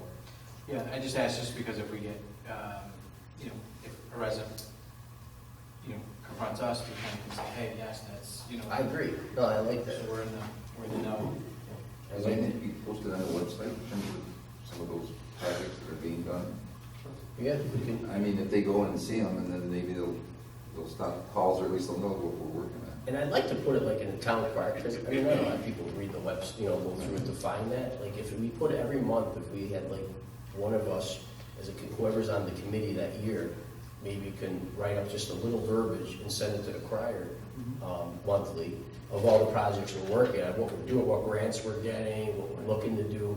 I mean, that would be great, you know, informative that most everybody in the town gets as a resident, you know, that paper, so. I do that, other than looking at that. Yeah, no, Rick, you do a lot, I'm just saying. And that, in my article, I do every month, but add that, where we've been working, previous month, this is where we've been working. Yeah, and if Rick does it, that's fine, I just don't want to put another thing on your shoulders. I do the letter anyway. Or even if we hit future projects, even we might not get to them, at least they'll know it's coming, so that way it's not, you know, you're doing nothing versus, yeah, we're Sure. doing a lot. You know. Even They don't cleaning the realize what cricks. we do. I mean, we get so many calls, you know, you're gonna come down and clean this, you're gonna clean Mud Creek. I mean, you know, those people. Well, I don't think people have an appreciation, they see their own problem, but they don't realize that it's a town-wide problem, and as they see that, yeah, they are looking, they think it only helps. So we approved one labor. Well, we can go through the whole thing. Let's go to the second game. Okay. So, we got Robert Walker, we have $11.55 an hour, full-time, permanent. If I can have a motion approved. So moved. Second. Motion by Dave, second by Rich, discussion. All in favor? Aye.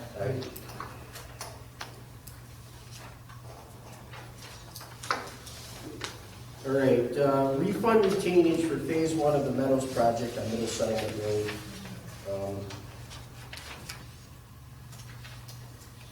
This was for the $261,000 for the project that they complete on Middle Settlement Road, phase 1 of the Meadows project. If I can have a motion approved. So moved. Motion by Dave, Second. second by Rich, discussion. All in favor? Aye. Okay. Any other questions, or any concerns, or anything that? Just one very quick item. Yep. I know it's late here, but the playground at the rec center Yep. is in need of sprucing up pretty bad. And I know there was discussion about possibly doing some major work at the rec center also. Right. But in lieu of that, if we could clean the area up, I guess is the best way to put it. It's in tough shape. Yeah. I'm not sure if we need any new equipment, but rather some cleaning and sprucing up, new parts or whatever it's going to Okay, so maybe I missed the book. Isn't that schools? No. Okay. School used that, right? But didn't we have an agreement with them at some point when I was on the board as councilman? I thought they were the ones that maintained that because their kids use it, we couldn't go there. It's mine, the school has never maintained that I know Okay. of. And the school has also just put in a new one. No, I understand, but I remember we couldn't even use that during hours of school because they used it for the kids too. So I thought the agreement was. I don't think that was ever. All right, then I'll talk to the guys then, because that's what I was told, so that's why. Well, it needs some sprucing up, that's all. Okay, we'll take care of it. Thanks. Not a problem. Also too, we have, the project for the rec center. And I want to run something by you guys think about it, and, give me your feedback on there, but, if we would do a large project at the rec center, say like a $2-3 million project, and I had somebody that wanted to put their name on the building, or wanted to donate half the money or something, would you guys be in favor of something like that, or? Like Paul Michelle in the Rec Center? I was thinking more Rich Sherman. Yeah.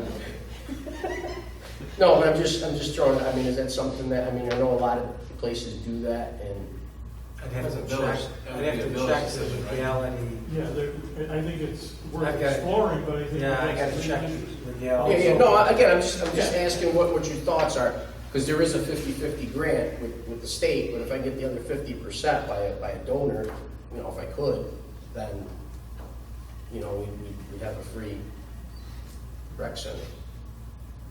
So, Something to explore. okay, all right, well, just give me your feedback, because, The village red thing about it also.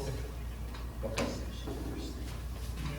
Yeah, it's whatever is gotta be done, so just to throw it out there. And then Chief asked me too, we got 2 vehicles to surplus. We got a 2010 Ford F-150 XL 4x4, 143,000 miles on it. Vehicle runs good, check engine light is on, vehicle is in average condition. So if I can have a motion to surplus. Motion by Jim, second by Dave, discussion, all in favor? Aye. Okay. A 2013 Ford Taurus, 82,000 miles, vehicle runs good, but needs a torque converter for the transmission. Making a motion. Motion by Rich, second by Dave, discussion, all in favor? Aye. Okay. Anything else? Sir? I just have one quick item, which I don't think we need to go into executive session. Walmart is grieving 3 years of taxes, 17, 18, and 19. They're at 11,749,000. We're trying to get down around 9 million. We've negotiated back and forth. They're now willing to drop 17, drop 18, and the only adjustment would be $1.2 million reduction in 19. If you guys want me to pursue that. Again, I thought from previous experience, that would be a fair deal. The school would have to pay any refunds, Right. we wouldn't have to pay any refunds. The refunds are what show. Yeah. And going forward, Well, we would have 19 because they paid 19. right. The town, but the school would, the Correct. school would The say. school is not out yet, the school would say that. If something you're interested in, I'll pursue it for next meeting. And if we get an appraisal done, which is gonna cost us. It's gonna cost you more than any- $15,000, $20,000 by the time we're done, and we grieve it and we do 50/50. We still- lose. We lose. No, I just, are you guys Just not- interested in me going forward? Yes. That's all I have. Yeah. All right. Can I get a approval to refund the community center kitchen bid deposit? I don't remember if it was a 5% or 10,000, but that was back from February that we found. Sure. The community center kitchen, we just need Need a motion. motion to return Have it. a motion, adjourned. Motion by Rich, second by Dave. What's this for? The community center kitchen bid that we did back in February, Oh, we'd like to the return the equipment? bid. Yeah. Yeah, okay. Because the project's completed. Okay. And then also since the rebid for the Shenango Road Bridge was accepted at the low bid, we'd like to return their bid deposits as well. Okay. I'll move it. Second by Dave. Well, this is the motion for the return of the kitchen. You already did that. Yep. Motion by Rich, second by Dave, discussion, all in favor? Aye. Next one is the return of the bids for the Shenango Bridge. I got a motion for that. Motion by Jim, second by Rich, discussion, all in favor? Aye. Anything, Rick? No? No, Lisa? Joe, anything that comes up? Nothing, Chris? Chief? Okay. All right, thank you. So if I can motion adjourned? Motion by Jim, second by Rich. Discussion, all in favor? Aye. Thank you guys for coming tonight. They want to stay.